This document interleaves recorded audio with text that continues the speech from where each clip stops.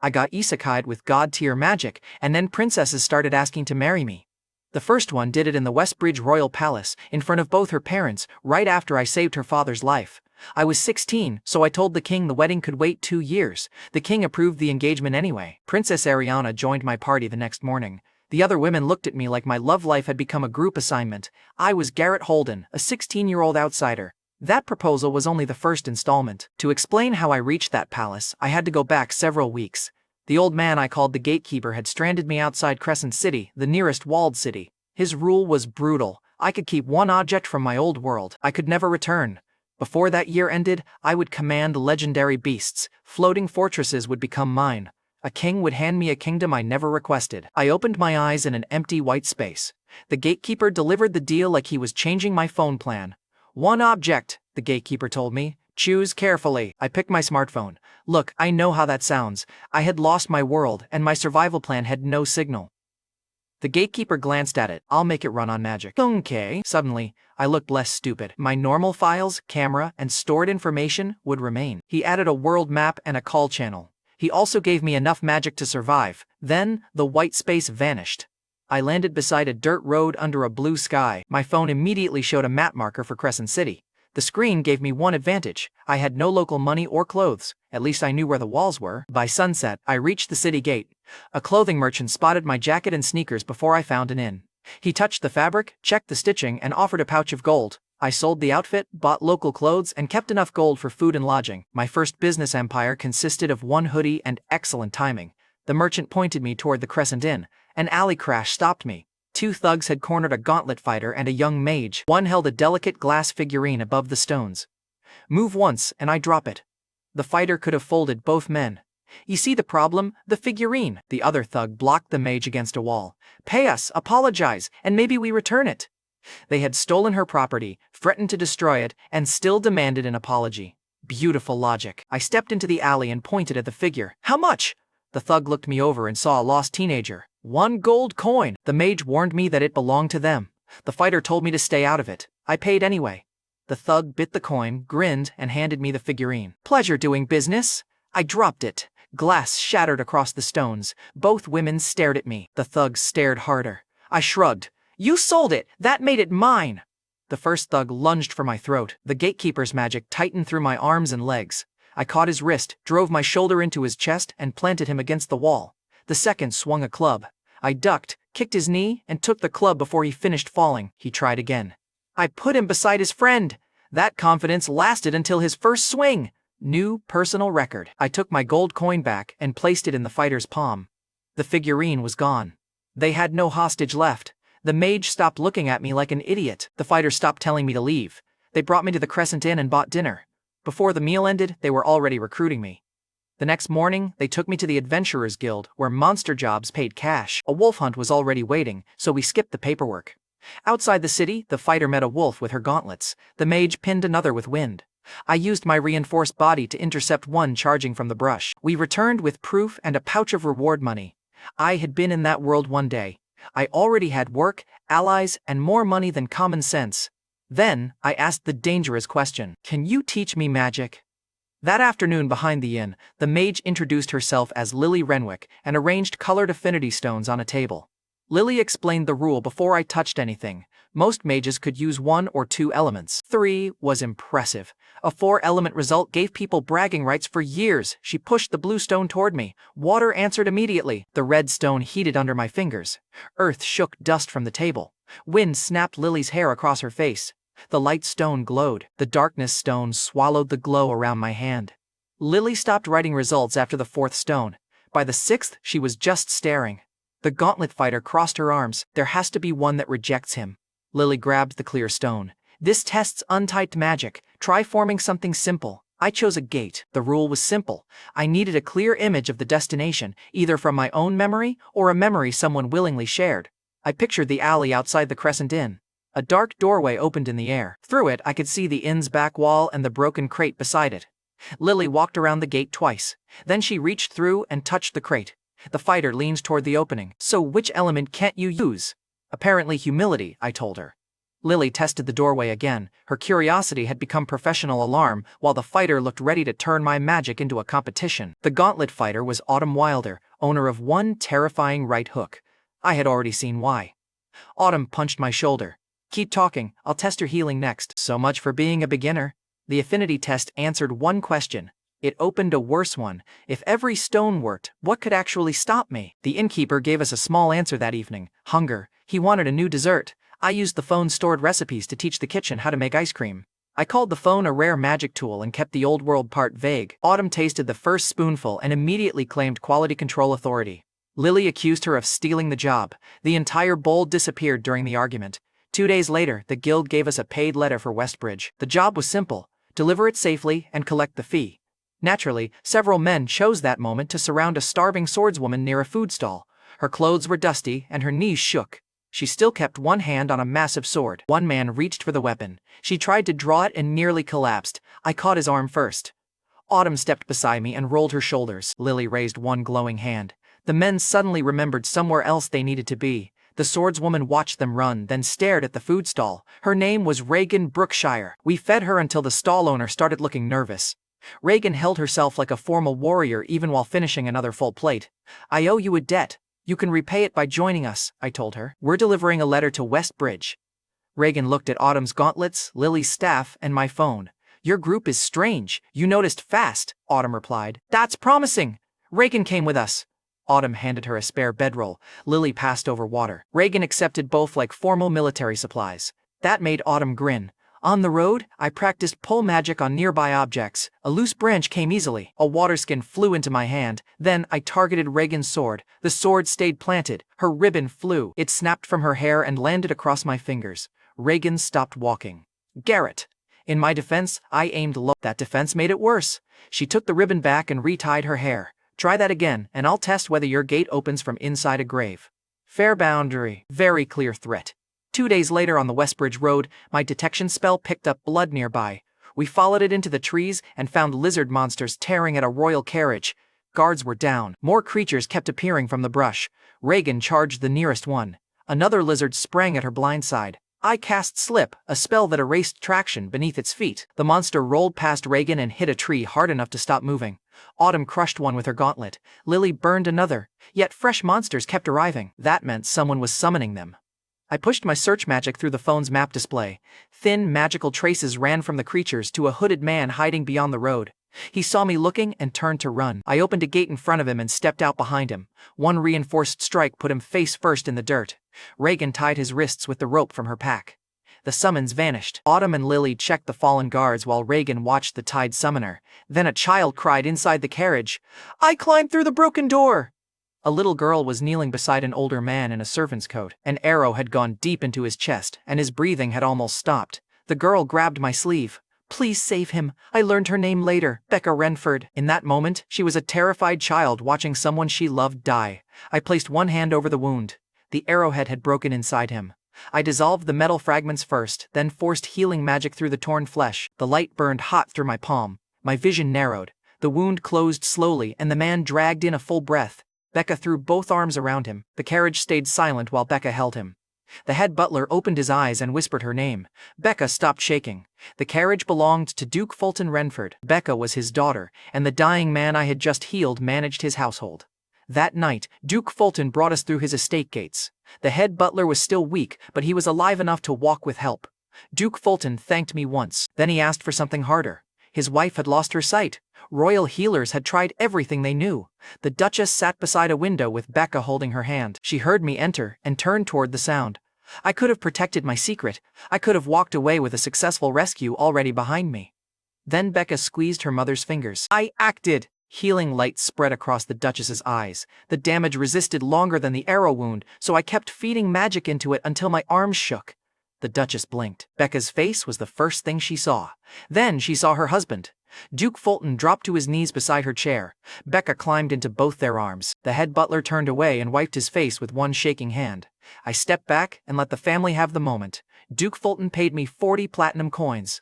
Autumn lifted the pouch, felt its weight, and nearly set it down again. Lily checked the coins twice. Reagan looked at me like I had accidentally robbed a kingdom. Duke Fulton also gave me royal access medallions. Guards in Westbridge would see them and open doors instead of wasting time questioning me. I watched that status change happen before we left. A household guard started to block the corridor, noticed the medallion, and stepped aside so fast his partner almost walked into him. That miracle had a bill. Duke Fulton knew I could restore what royal healers could not, and the palace would call the next time royal healing failed. I had entered Crescent City broke and wearing borrowed clothes. Days later, servants called me sir, and a royal family owed me everything. The money solved my empty pockets. The medallions opened Westbridge. The first lost child I helped inside the capital would put me one step from a poisoned king. The next morning in Westbridge, Reagan finished the paid delivery with us and chose to stay. She gave the sealed letter to the clerk, collected her share, and looked back at our group. "I'll continue traveling with you," Reagan announced. "My debt remains unpaid." Autumn hooked an arm around her shoulders. "You ate enough yesterday to create a second debt." Reagan looked offended. Lily looked away before she laughed. That settled it. My three-person party had become four, and the capital immediately gave us another side quest. A frightened demi-human child was crying near the market fountain. She had lost her older sister in the crowd, and every passing stranger made her shrink harder against the stone. I used search magic through my phone's map. The spell used the child as its reference and marked the nearest matching scent across the district. The mark started moving before we did. Her older sister found us halfway there. Celine Timberfall was a diplomatic envoy from the neighboring Timberfall kingdom. She dropped all formal dignity, pulled the child into her arms, and thanked me until her voice broke. The little girl kept one fist twisted in Celine's coat. Celine knelt in the crowded street and promised she would never let go again. People who had ignored the crying child suddenly found the pavement fascinating. Celine asked how I found her so quickly. I showed her the map without explaining the old world behind it. She accepted, rare magic tool, hugged her sister again, and stopped asking. Celine left with one arm locked around her sister. For the moment, my biggest capital threat was the women discovering clothing stores. They decided my road outfit made me look homeless. I reminded them that I had recently been homeless. This defense received 0 votes. An hour later, I walked out wearing a fitted dark coat and polished boots. The tailor had also fixed my collar, which apparently had been offending Autumn on a personal level. Autumn looked me over twice. "That is a dangerous improvement." Lily's eyes dropped, then snapped back to my face. She pretended to inspect the stitching and forgot to touch it. Reagan simply nodded and said, "Acceptable." "Wow," I told her. "Try not to overwhelm me." Reagan's mouth almost curved. Almost. The tailor had barely looked at me when we entered. On the way out, he hurried ahead to open the door. Same teenager, better coat, instant social update. Autumn caught me noticing. "Don't get attached to the attention." "Wasn't," I said. Lily looked at me again. "That answer would work better if you weren't smiling." I bought sweets after the makeover and gated a box to Duke Fulton with an old-world strategy game. The Duke promised one match. He lied with royal confidence. By sunrise, he was demanding another rematch while I stared at the board like it had betrayed me. After almost no sleep, we took a quick guild job outside the city. Lily froze the charging monster, I shattered it, and the clerk paid us before the Duke could invent another rematch. The clerk stood before handing over the pouch and addressed the group more carefully. One clean team attack had changed the counter's manners. That afternoon outside Westbridge, Lily used a treasure detection spell inside a ruined chapel. The signal led us through a cracked rune wall into a sealed chamber. A glass statue stood in the center. The treasure signal came from inside it. That was the first warning. The second was the rune wall sealing the chamber from the outside. Somebody had buried this thing on purpose. Its body looked human from a distance. Up close, every limb was built from clear crystal around a red core in its chest. Autumn tapped one gauntlet against the other. "Treasure?" Willie raised her staff. "It is radiating magic." The statue opened its eyes. One glass arm stretched across the room and struck the wall where Reagan had been standing. She rolled clear. Autumn drove both gauntlets into its ribs and shattered half its torso.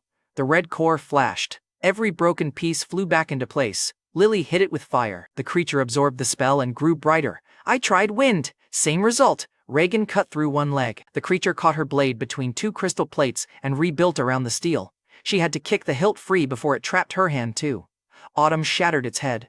A new face formed before the old pieces reached the floor. The rule became obvious fast. Its body rebuilt around the core, and direct magic only fed it. So, I opened a gate to the chapel yard. We crossed into daylight. The glass creature followed before the opening closed. Autumn turned to block it. A crystal blade punched through the side of her armor and threw her across the grass. My stomach dropped. Lily reached her first. Reagan guarded them while I pulled the creature away with wind. Autumn was bleeding, still conscious and furious enough to stand.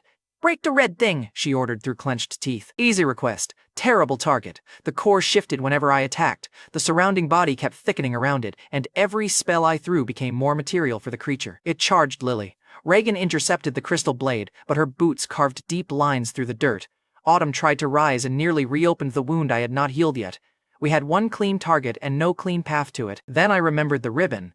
Pull magic targeted an object directly. Damage was optional. I locked onto the red core and pulled. The creature dug glass claws into the ground. Cracks raced through its chest. The core resisted, shifted, then tore free into my hand. The glass body collapsed. Autumn limped forward before anyone could stop her. She raised one gauntlet and smashed the core against the ground. Red crystal burst across the grass. The remaining body stopped moving. Lily grabbed Autumn before she fell. Reagan kept her sword raised until the last fragment went dark. We had found something that absorbed my magic, followed gates, and rebuilt itself. The containment rooms now looked like a warning. Someone had buried that creature, and I wanted to know whether more were waiting. I healed Autumn's wound beside the ruined chapel. She watched the light close her side, then punched my arm with her uninjured hand. "That was for letting it reach me," Autumn told me. "I was busy being horrified. Be faster next time." Her voice stayed sharp, but she kept hold of my sleeve until the shaking stopped. Before we left, I photographed the runes with my phone. That evening at Duke Fulton's estate, I copied the images onto parchment. He started talking about sending an expedition. A royal rider interrupted before Duke Fulton finished his first sentence. The Westbridge king had been poisoned. Duke Fulton rushed toward the palace. He dragged me with him because I was now the family's emergency miracle button. Inside the royal bedchamber, the king lay gray-faced beneath heavy blankets. The court mage had exhausted every healing spell she knew. Princess Ariana Renford stood beside her father's bed. She had never met me before that moment. Her hands were steady, her eyes were furious. A palace aide named Kirk Davin was louder than everyone else. He wore the king's seal on his chest and used it like permission to shout. He kept pointing at a woman under guard near the wall. "The Timberfall ambassador poisoned his majesty," Kirk declared. "Execute her before her kingdom sends more assassins." One guard tightened his grip on Celine's arm.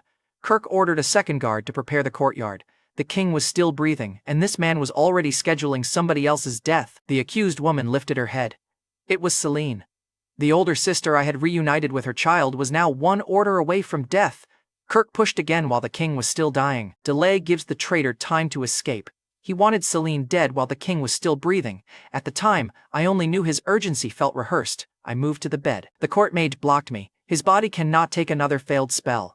Duke Fulton stepped between us. He restored my wife's sight. Let him work. I placed both hands over the king's chest. The poison had spread through his blood and weakened every breath. I forced healing magic through him in waves. My vision narrowed to his chest. My hands went numb. Blood ran from my nose. Ariana's fingers started trembling around her father's hand, so I kept pushing until the poison finally broke. Then the king coughed. Color returned to his face. His eyes opened. Princess Ariana caught his hand with both of hers. The queen bent over him and pressed her forehead to his knuckles. The court mage checked his pulse, looked at me, and stepped back without another argument. Kirk's smile vanished. Celine was still under guard, so I went after the second problem. The wine bottle beside the bed carried no poison. Search magic found the residue inside the king's cup. I drew that residue into a sealed bead and closed it inside my fist. The cup was safe before I turned around. Kirk kept talking. The ambassador poured the wine. "The evidence is obvious." I lifted the cup. "Then drink." Kirk's hand stopped halfway toward it. The king watched him. Ariana watched him. Every guard in the room waited. Kirk stepped back. "I will not drink poison." "Beautiful." I held up the cup. "I only ask you to drink. You supplied the word poison." His face drained faster than the king's had. Kirk pointed at Celine. "She told me what was in it." The guards holding Celine looked at her. She shook her head once.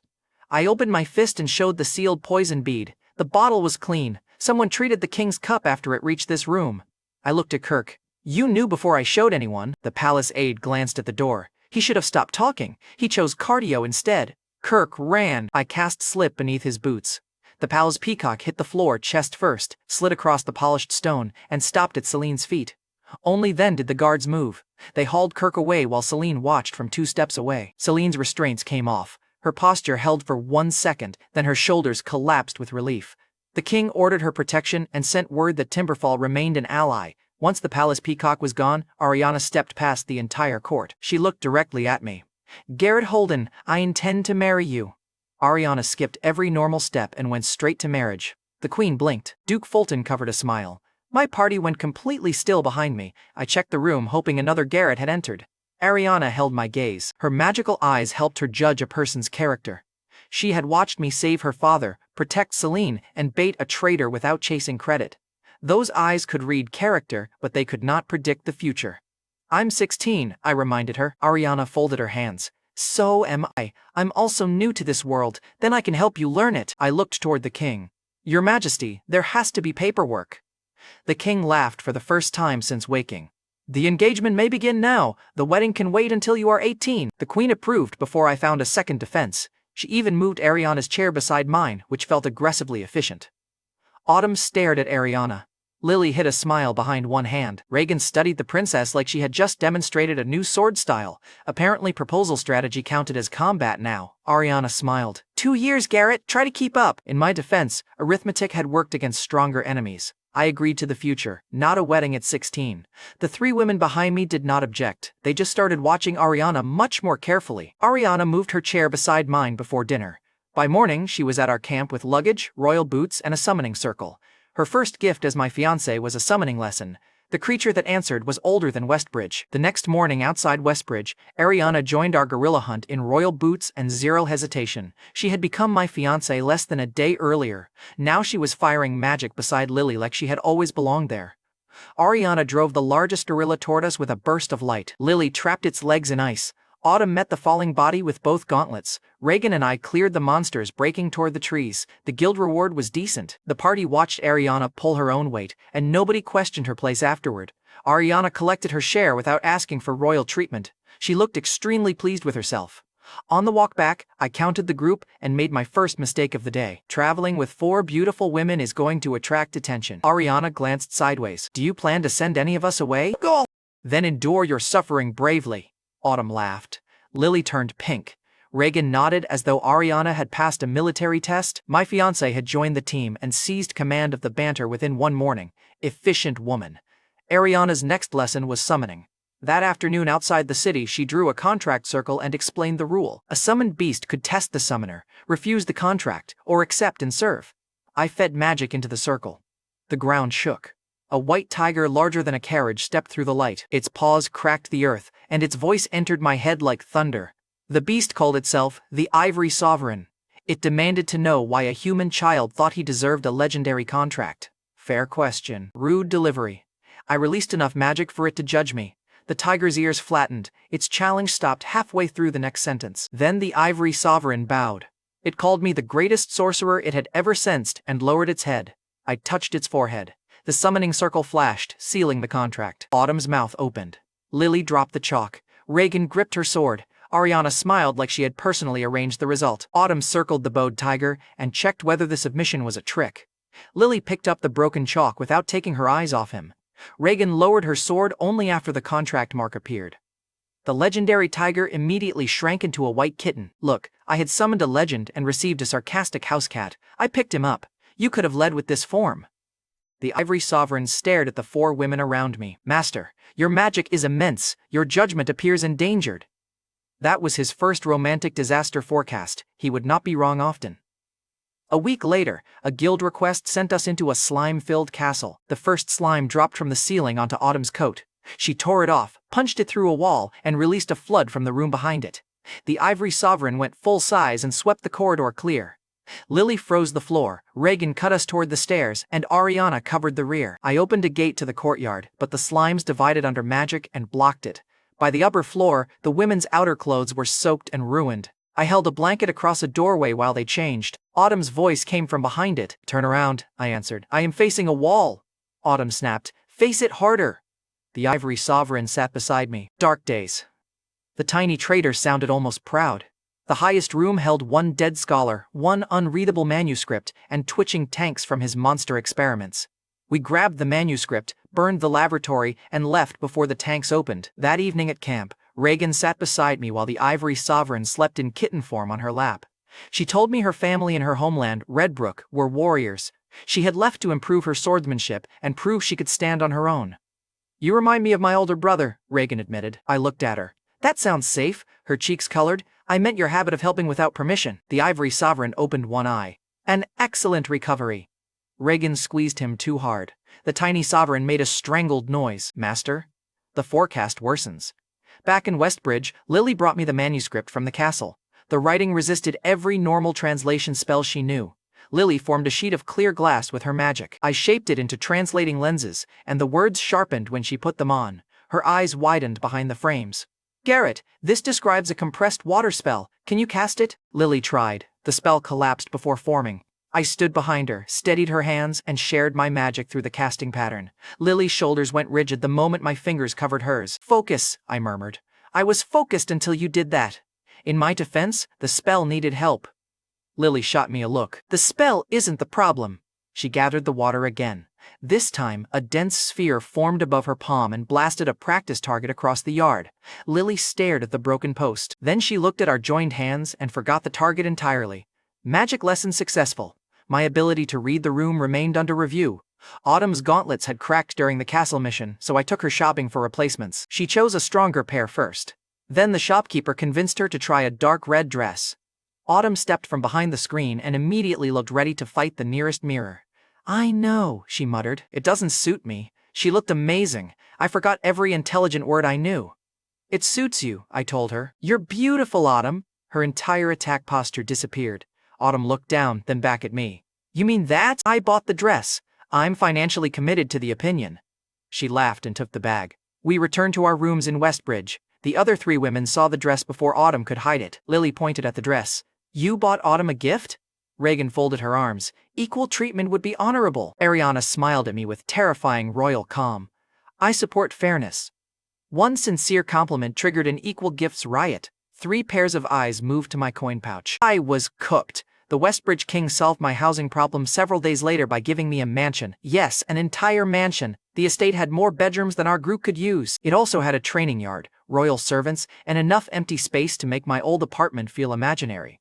I invited all 4 women to live there with me. You are my family here, I told them.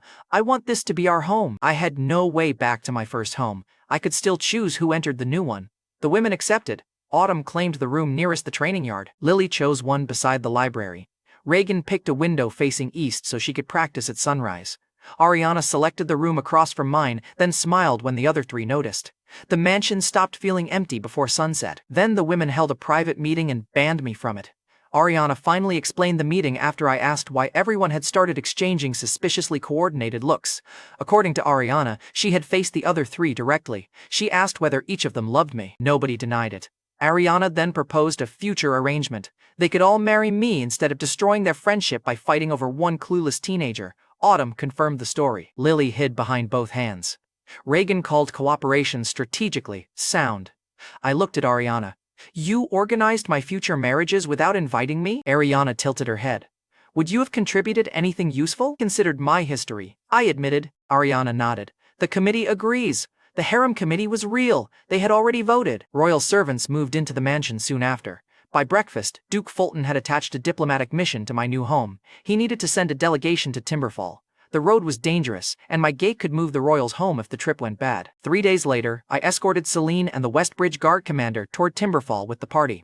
At camp that night, my phone-assisted search magic marked bandits surrounding us through the trees. I used magic to lock every marked bandit in place. Men dropped from branches, bushes, and one very unfortunate horse before they fired a single arrow. The guard commander stared at the map on my screen. Celine stared at him. He immediately looked away from her.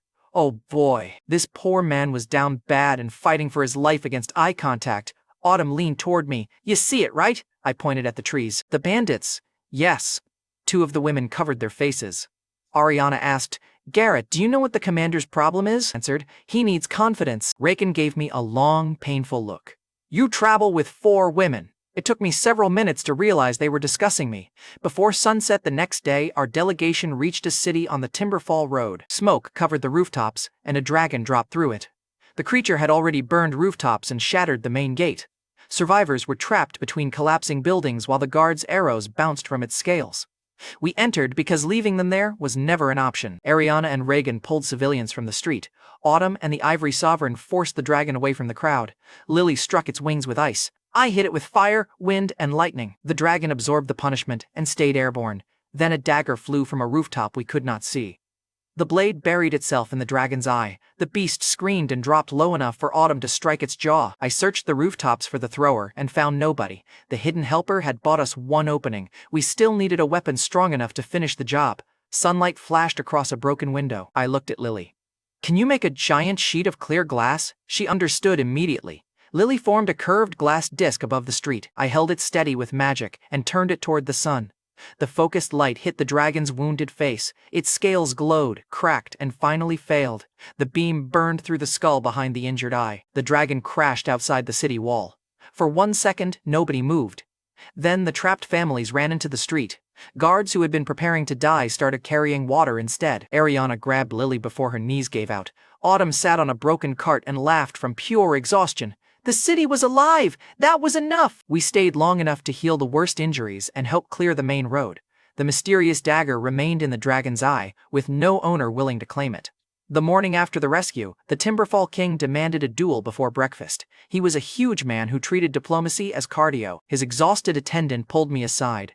Under his breath, he asked me to win hard enough that the king might stop challenging every strong visitor. The king stepped into the courtyard. "Show me the power that killed the dragon." I cast slip. His feet vanished from under him. He landed flat on his back in front of his court. The attendant turned away to hide a smile. The king stood, furious.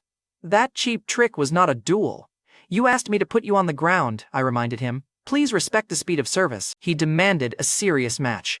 So I gave him one. The king rushed me with speed magic and crossed the courtyard before his cloak settled. His first strike grazed my shoulder. His second forced me backward. He expected his signature speed to decide everything.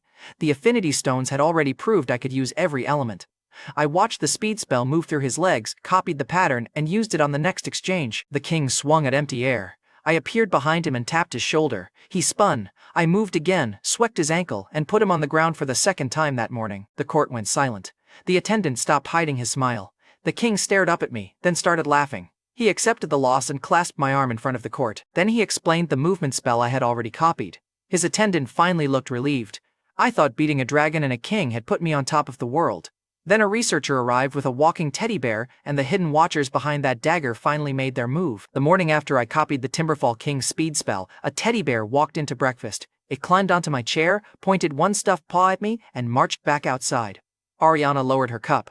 "Are we following it?" Autumn stood first. "Obviously. That was how a royal diplomatic trip became a haunted toy side quest." The Ivory Sovereign's voice entered my head as we followed it. He had caught 2 unfamiliar scents on the rooftops. One carried the same weapon oil as the hidden dagger. The bear led us behind the guest estate to Tamsin Reedwell. She was a tiny fairy researcher who claimed to be 600 years old. She studied me from a floating chair like I was an illegal spell. Tamsin tapped the walking bear. "It moves whenever I tell it to find someone who copied rare magic." The bear immediately kicked my boot. Tamsin used conditional magic. She attached a prepared effect to a clear trigger, then let the trigger activate it later. She made the chair rise whenever someone said her name. "Tamsin," I repeated. The chair jumped another foot. Her smile turned smug. "Now copy it." I studied the pattern, placed the same condition on a stone, and told Autumn to touch it. Autumn tapped the stone. It launched into the air and landed in my hand. Tamsin's smile died. She tried a second condition. The teddy bear would slap anyone who called her short. Autumn looked at Tamsin and said, "You're short." The bear crossed the yard and smacked Autumn's shin. Autumn stared down at it. The bear raised both paws and backed away. Smart toy. I copied that trigger too, then changed the effect so the stone rolled away instead of attacking people. Tamsin leaned over my hand and followed every line of magic. Her smug lesson had become a live research emergency. The others watched Tamsin's professional collapse. Tamsin leaned close to my face. "I'm staying with you," I answered. "My house already has 4 women." Tamsin tapped my forehead. "My interest is your magic," I told her. "That sentence won't help me at home." I allowed research visits and rejected the move-in request. Ariana smiled with dangerous approval. "The committee will review her application." The Ivory Sovereign sighed from my shoulder. Dark days continue. Back at my Westbridge mansion that afternoon, I turned Tamsin's lesson into something useful. I shaped a broken dragon fang into one weapon with 3 forms: short sword, dagger, and gun. Conditional magic refilled prepared ammunition whenever the gun emptied. I fired 1 rubber round. The chamber flashed and loaded itself again. Autumn tested the sword form. Reagan checked the edge. Lily watched the refill trigger. Ariana looked at me. "You made a weapon that reloads itself." In my defense, reloading sounded annoying, I answered. That evening, the weapon rode on my hip while I opened a gate between the Westbridge Palace and Timberfall's Royal Hall. The two kings stepped through, clasped arms, and confirmed the alliance before dinner. The Timberfall king looked back at his own throne. I crossed 2 kingdoms in 1 step. The Westbridge king glanced at me. This engagement keeps improving. Ariana's eyes narrowed. Father! He wisely changed subjects. The meeting ended quickly. On our walk back to the mansion, the ivory sovereign raised his head from Ariana's arms. The 2 rooftop scents are moving again. The dagger mystery had finally stopped hiding. I sent my search spell through the phone's map. 2 moving marks split across nearby rooftops. I used the copied speed spell, cut through an alley, and reached the first roof before either watcher expected me. Both figures wore masks and dark travel clothes. One threw a blade. I changed my weapon into gun form and fired a rubber round into her wrist. The second watcher jumped toward the next building. I fired again. The bullet struck the tiles beside her, triggered slip, and erased her footing. She slid into a chimney and stayed there with great dignity, meaning none. I crossed the roof and pulled both masks away. They were royal maids from Ariana's household. The Westbridge king had ordered them to protect his daughter without telling her. One maid lowered her head. I threw the dagger that blinded the dragon. Her partner looked relieved that the secret was finally out. Ivory Sovereign flicked his tail and stopped tracking the rooftops. She had saved our lives, then followed us home as royal surveillance. Her partner asked me to keep their orders secret from Ariana. I agreed because their loyalty was real and because explaining the king's behavior to his daughter sounded fatal. They joined the mansion staff afterward. Ariana noticed the new maids and narrowed her eyes at me. I looked innocent. This was difficult because I was lying. Several days later, I built bicycles from an old design on my phone. Duke Fulton fell before reaching the garden gate. He stood, blamed the road, mounted again, and fell into a hedge. Autumn and Reagan turned the practice run into a race. Lily used wind to cheat. Ariana accused her while using light magic to distract everyone. I had created transportation. They created a tournament. Duke Fulton climbed back onto his bicycle during the argument and crossed the finish line first. He raised both hands. Experience. He had been riding for 6 minutes. Old world inventions kept becoming competitions. At this rate, I was afraid to introduce table tennis. The next afternoon in Westbridge, I was testing the weapon's gun form when 2 men cornered a hungry street thief. The thief wore a boy's cap and clutched a stolen loaf. One man raised a club, the other promised to break the thief's hand. I shot both clubs apart with rubber rounds. The men turned toward me. Autumn cracked her gauntlets behind my shoulder. They chose unemployment and ran. The thief collapsed before taking 2 steps. Under the cap was Marnie Colebrook, an orphan girl who had been stealing food since losing both parents.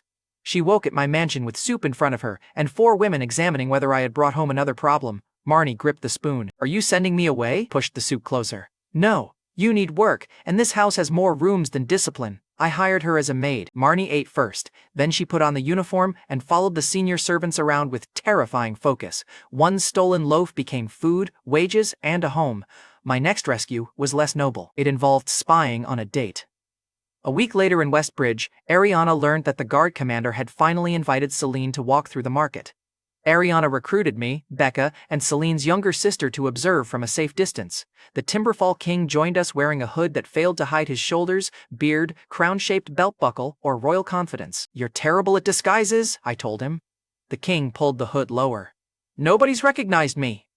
3 merchants bowed as he passed. We followed Celine and the commander into a quiet street. The commander survived dragons, bandits, and royal missions. He still could not complete 1 sentence about his feelings. Then several thugs blocked Celine's path. The commander moved instantly. He knocked 1 man down and drew his sword on the others. I fired a slip round beneath the last thug and dropped him beside a fruit cart. Our entire spying group spilled from hiding. Celine scanned our entire spying group. Her gaze stopped on the disguised king, whose hood had fallen off. The Timberfall king pointed at me. His idea, coward. The guard commander tried to retreat with the arrested men. I blocked him. Tell her. He stared at me. Now? I pointed toward Celine. You just fought 3 men. Use the remaining courage. Celine crossed her arms and waited. The commander finally faced her. He admitted that he loved her. He had carried those feelings through the entire diplomatic mission and feared losing their friendship. Celine stepped closer. I was beginning to think you only stared at walls. The commander forgot how breathing worked. She took his hand and accepted. He had survived a dragon. Talking to her was apparently harder. The Timberfall king tried to leave before Celine asked why he had been hiding behind a barrel. Becca caught his cloak. Beautiful. Royal dignity was cooked. The confession settled 1 problem. Tamsin arrived the next morning with a worse one. Inside the mansion library, she spread the copied ruin symbols beside a coastal map. The glass creatures seemed connected to ancient fissures. One suspected site lay beneath the sea near Reagan's homeland, Redbrook. Reagan chose a memory of the city harbor and allowed me to read the image. The gate rules stayed the same, a clear destination from my memory, or one willingly shared. I opened a doorway to Redbrook before Tamsin finished packing. At the harbor, a local leader recognized the symbols. An old city had sunk beyond the cliffs, directly under the marked water. I handed Reagan my coat and jumped before anyone could start an argument. I trusted reinforcement magic to carry me through one dive. The ruins appeared below me, dark and far deeper than expected. My chest tightened halfway down. I forced myself lower until the water crushed the last breath from my lungs. I barely opened a gate to the surface. Reagan dragged me onto the rocks. Lily forced air into my lungs while Autumn held my shoulders still. Ariana knelt beside me without speaking. My magic had no answer for breathing underwater. The Ivory Sovereign waited until I could sit. Then he told me about another legendary summon, the Tide Sovereign, a paired turtle and serpent that ruled the sea. That evening on the Redbrook shore, I opened a summoning circle. A giant black turtle rose from the water with an enormous serpent coiled around its shell. Their shared voice demanded one test. I had to survive their attacks until sunset. The sun still had hours left. The pair charged. I dodged the first wave with speed magic and fired a rubber round. Conditional slip gave it one rule: whenever the Tide Sovereign touched shore, the bullet would circle beneath them and trigger again. The turtle landed. Both sovereigns fell. They rose. The bullet looped back. They fell again. The serpent tried lifting the turtle. Slip triggered under both of them. They rolled into the surf, returned furious, and hit the same trap. By the 6th fall, the test had stopped looking legendary. By the 10th, the Tide Sovereign surrendered before sunset. I had won an epic sea trial by making 2 legends fall down repeatedly. Slip remained undefeated against Ego. The pair accepted the contract, shrank into a palm-sized turtle with a tiny serpent, and granted me underwater breathing. The next morning, I dove back toward the sunken city. This time, the water entered my lungs without choking me. I reached the ruins, found a glowing circle beneath a broken tower, and touched its center. The world vanished. I landed alone on grass beneath a floating island's bright sky. A silver-haired automaton approached through a garden. She introduced herself as Perry, caretaker of Sky Garden, then bowed before I asked anything. "Welcome, Master." The island had obeyed first. Perry explained the rule afterward. Dr. Thea Everly had built Sky Garden, and the first qualified person to activate its circle became the owner. I opened a gate back to Redbrook and brought the others through. The moment Ariana crossed, the garden lamps lit in a line behind her. A sealed pavilion opened. Water began running through channels that had been dry for centuries. The whole place treated my arrival like a key turning in a lock. Autumn stared across the floating gardens. Lily ran toward the crystal controls. Reagan checked the edge of the island. Ariana looked at Perry, who still called me Master with suspicious enthusiasm. Perry asked me to touch the sealed pavilion. Its doors opened for me and stayed shut for everyone else. The island had already chosen its owner. I had gone underwater looking for ruins and accidentally inherited a floating estate. Then Perry smiled. Sky Garden was only one piece of the Sky Vault network, and its creator had left a sealed message for me by name. Before Perry showed me the sealed message, the Sky Garden automaton leaned toward me. "Master crossed worlds to find me. This is clearly love."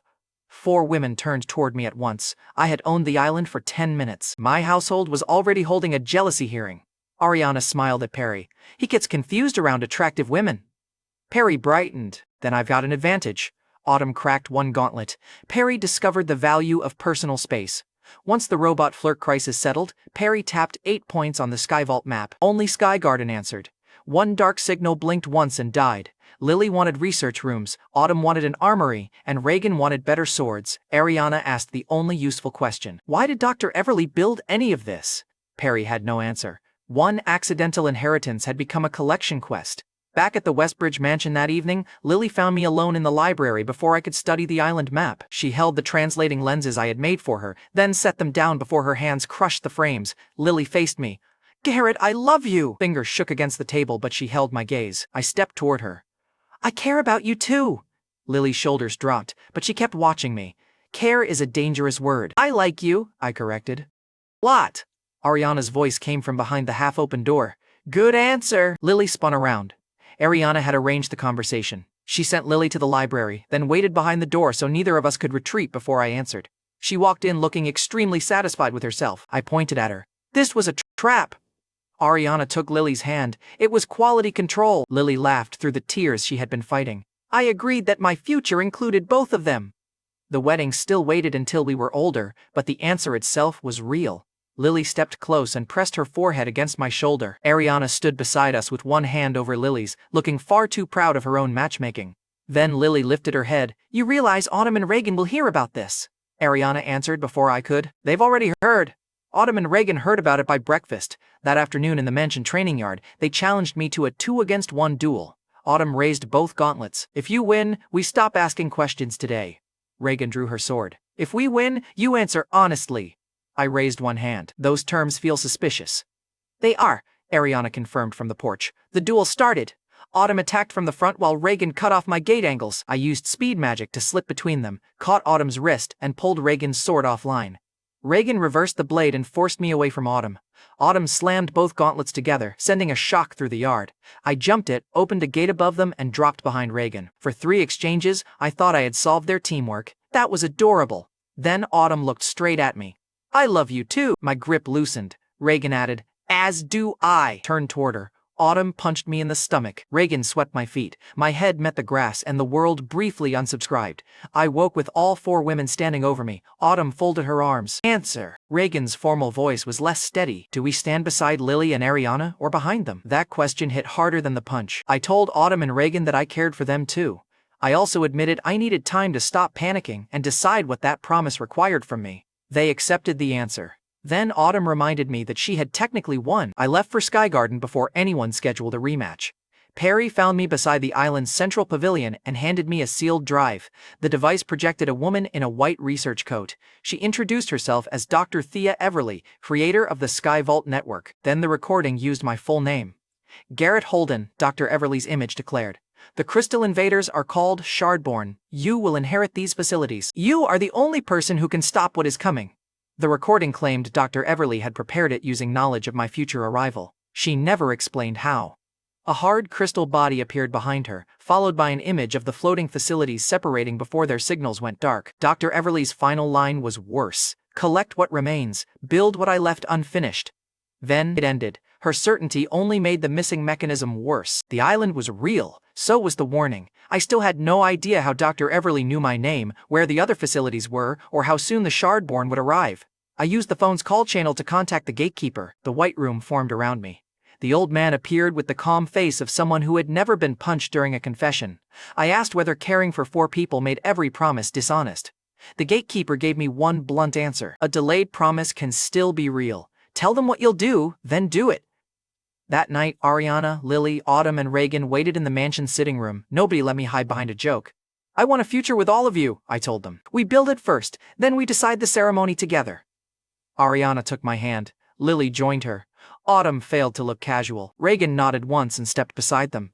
I could delay a wedding. I could not keep pretending they had said nothing.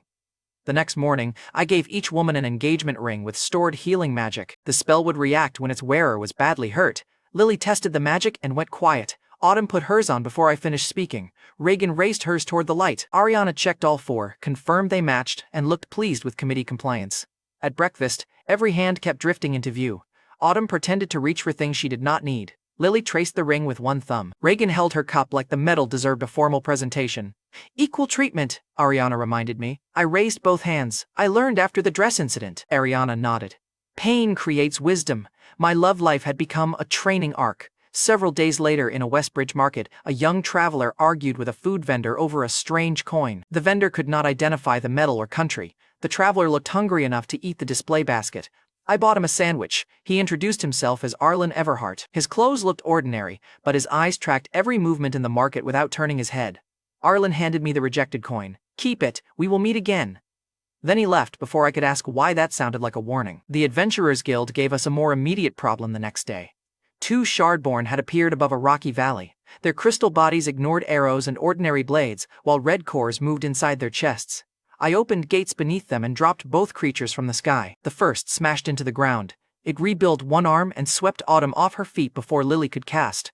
Reagan blocked the follow-up, and her sword screamed against the crystal. Lily hit its cracked chest with her compressed water spell and exposed the core. Autumn drove one gauntlet through it. The core burst, and the creature folded before it could rebuild again. The second Shardborn caught Reagan's sword and snapped the blade near the guard. Ariana fired light arrows into the opening while Reagan pulled clear. I shifted the creature with a gate. Ariana's final arrow struck the core from behind. Both crystal bodies collapsed. Lily grabbed Reagan's broken blade before she could step on it. Autumn inspected the dead cores instead of celebrating. The creatures had reached a normal guild route. More civilians would meet them next. They did not need me to carry every fight. The guild promoted me to red rank, the highest status they had shown us. The clerk replaced my old card, and every adventurer waiting nearby suddenly found a reason to stop blocking the counter. Tamsin arrived before I left. She tapped the red card, ignored my promotion, and demanded that we find the remaining Skyvault circles faster. Back at the mansion, another tiny intruder appeared over the engagement rings. The love sprite was a winged magical meddler who claimed she could sense romantic bonds. She flew around the 4 women, then poked each ring until the stored magic glowed. "You already love them," the love sprite announced. "People don't pour protective magic into jewelry for casual friends." I looked at Ariana. "Did you invite her?" Ariana smiled. "The committee accepts expert testimony." The love sprite settled on my head like she owned the verdict. Autumn asked whether the rings could lie. The sprite bit Autumn's ring, got shocked by my stored magic, and declared the evidence extremely rude but valid. Reagan hid a smile. Lily did not bother hiding hers. Reagan's broken sword gave me a safer problem. I bought her a balanced replacement and placed it in her hands. She tested the draw, then looked at the ring on her other hand. Reagan offered that hand to me. An engaged couple may walk together. Took it. "In public?" I asked. Her cheeks warmed. "Don't make me regret this." In my defense, the serious swordswoman had gone adorable and my survival instincts were compromised. Later that day at the Westbridge Palace, Ariana's father turned dinner into an ambush. The king asked when he could expect grandchildren. Ariana nearly choked on her drink. "We're 16, she reminded him. The king changed tactics. He explained that if the royal family had no son, my engagement could eventually place me near the throne. I had entered the world with one phone. Now a king was discussing inheritance over soup. The status escalation had lost all adult supervision. I told him I had no plan to inherit anything. The king looked unconvinced. Ariana kicked my ankle under the table, probably for encouraging him by answering. A week later at the Crescent Inn, I built a steam bath using an old-world design. Travelers packed the place, the innkeeper filled a coin box, and Autumn declared the hot water our finest invention yet. Tamsin burst through the door with the walking teddy bear under one arm. She had found another magic circle in the desert. She also had reports of a flying crystal creature attacking travelers nearby. We gated out before the bathwater cooled. In the desert, the Shardborn struck from above. It tore through a wagon, scattered the guards, and caught Reagan with one crystal wing. She flew toward a ravine. I opened a gate beneath her and dropped her safely beside me. The Shardborn turned. I targeted its core, but its body shifted faster than the ground-bound creatures had. Then Arlen walked through the dust. Arlen drew one plain blade and cut once. One strike split the entire Shardborn around its core. The body crashed behind him. Nearby guards stopped retreating. Reagan stared from the gate landing. Even the Ivory Sovereign went silent on my shoulder. Arlen wiped the blade once and put it away. I had just been power-scaled by a man I fed for one sandwich. Arlen looked toward the empty sky. He warned us that the barrier between worlds was failing. The Shardborn were crossing more often, and they were searching for their king. Before I could ask how he knew, he walked away. The travelers he had saved were guarding a line of exhausted girls. Every girl wore a metal collar. Their protector caught my wrist before I touched the nearest one. Remove it wrong, and the controller can kill her. The Shardborn was dead. The human problem was still breathing. Still in the desert beside Arlen's dead Shardborn, the traveler's protector kept hold of my wrist and pointed at the collars. Each metal ring contained a control core. If I broke the collar first, a distant owner could tighten it until the wearer died. Every girl froze with both hands away from the metal. I used search magic on the nearest collar. A tiny core pulsed beneath the lock. I targeted only that piece with pull and drew it into my palm. The collar opened without tightening. The girl touched her bare neck. Then she started crying. A second collar tightened when someone far away tested the control. The wearer clawed at the metal. I found its core, pulled it free, and the ring went dead before it crushed her throat. The other girls stopped backing away. They held their collars toward me. I repeated the process one collar at a time. Search found the core. Pull removed it. The ring opened only after the lethal part was already in my hand. Nobody rushed me. Nobody spoke over the girls. The desert wind carried every metal click. When the last collar fell, their protector covered her face and bent over from relief. I opened a gate to Westbridge and moved the entire group into royal protection. Freedom solved the immediate danger. They still needed food, work, and somewhere nobody could purchase them again. Arlen's coin gave us the next problem. Back on Sky Garden that evening, Perry placed the strange coin under a crystal reader. The display dated the metalwork to roughly 5,000 years earlier. Arlen had spent ancient currency on a sandwich like that was normal. Tamsin grabbed the reader and ran the date again. Lily checked the numbers. Ariana looked toward the desert gate we had closed behind him. Perry read the result aloud. 5,000 years! Perry connected the coin's age to Dr. Everly's records. The Skyvault network had once supported a giant combat frame designed to fight the Shardborn. Its construction facility and stored designs were still missing. Tamsin slapped both hands on the table. Then we find the next circle! The moving teddy bear copied her pose. Very intimidating research team. 2 days later in the desert, Tamsin located another activation circle beneath a collapsed stone platform. The circle sent me to Forge Island. A bronze-haired automaton met me inside a silent workshop. She introduced herself as Forge, the island's caretaker, because Dr. Everly had apparently spent all her creativity on engineering. Forge placed my 3-form weapon and raw metal inside one machine. A perfect copy dropped onto the table. Autumn grabbed it first. Lily checked the chamber. Reagan tested the blade. Ariana looked into the material bin and saw exactly what the copy had cost. Raw material plus an object or design, Forge explained. She confirmed the giant combat frame existed, but Foundry Island or another storage facility still held the plans. The reward came with a dependency. Naturally, Forge linked her island to Sky Garden. The two facilities shifted across the sky and locked together with a bridge of light. Perry hugged Forge. Forge insulted Perry's garden tools before the bridge finished forming. The robot household had started fighting immediately. Within days, I turned an empty Westbridge building into a library cafe for the women we had freed. On opening morning, one woman turned the front key, another served tea, and the youngest locked her own room upstairs. They had wages, work, and doors they controlled.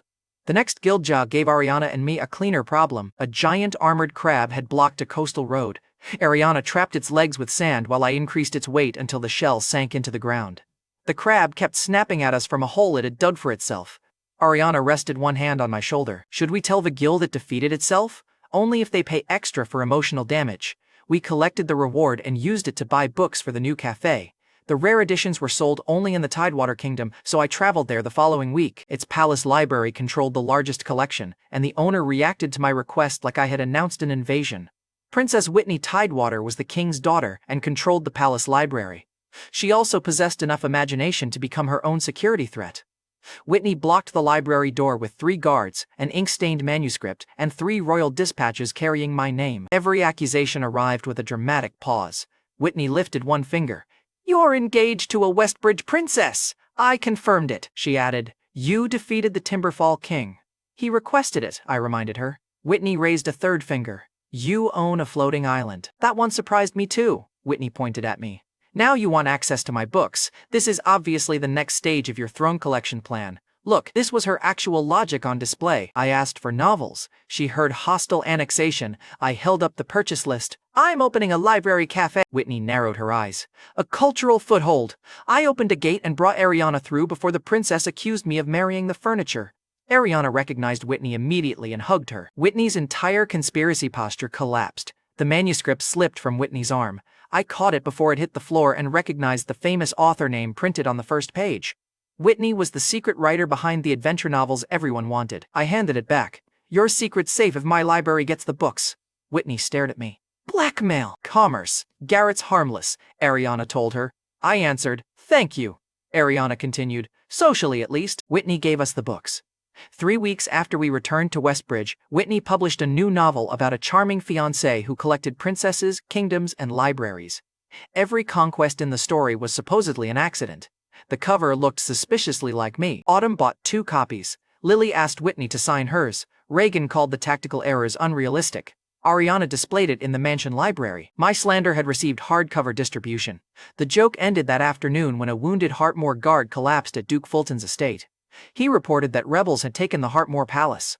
The royal family was trapped, and Princess Kennedy Hartmoor was being dragged to a public execution. The guard shared a clear memory of the palace courtyard. That gave my gate a destination. My party moved before I finished opening it. We stepped into smoke. Hartmoor's palace courtyard was burning. Rebel soldiers filled the stairs. Civilians were trapped against the walls while a wounded girl knelt beside an execution block. A rebel officer read a list of royal loyalists scheduled to die after her. Each name made another prisoner flinch. The coup wanted witnesses, fear, and a princess's head before sunset. Princess Kennedy Hartmoor was the king's daughter. Blood covered one sleeve, and the rebel above her had already raised his sword. I crossed the courtyard with speed magic. My gun-form weapon shattered the executioner's blade. I drove him away from Kennedy, opened a gate beneath 2 charging soldiers, and dropped them into an empty fountain. My party split instantly. Autumn hit the stairs like a siege weapon while the others broke the rebel line. Ariana shielded Kennedy while I closed the worst of her wound. Kennedy tried to stand before the healing finished. She grabbed the fallen executioner's sword and pointed it toward the royal wing. Wounded, cornered, and seconds from death, she still chose her family first. Kennedy caught my sleeve. My father's inside, my brother's missing. We reached the royal wing and found the Heartmore King with several wounded loyal guards. Rebel soldiers had locked them behind a broken barricade and set fire to the hall. I opened gates through the smoke and began moving the family out. Then Commander Danton Crowell entered the courtyard. Crowell led the coup. He had ordered Kennedy's execution, imprisoned her father, and left the capital burning while he prepared to claim it.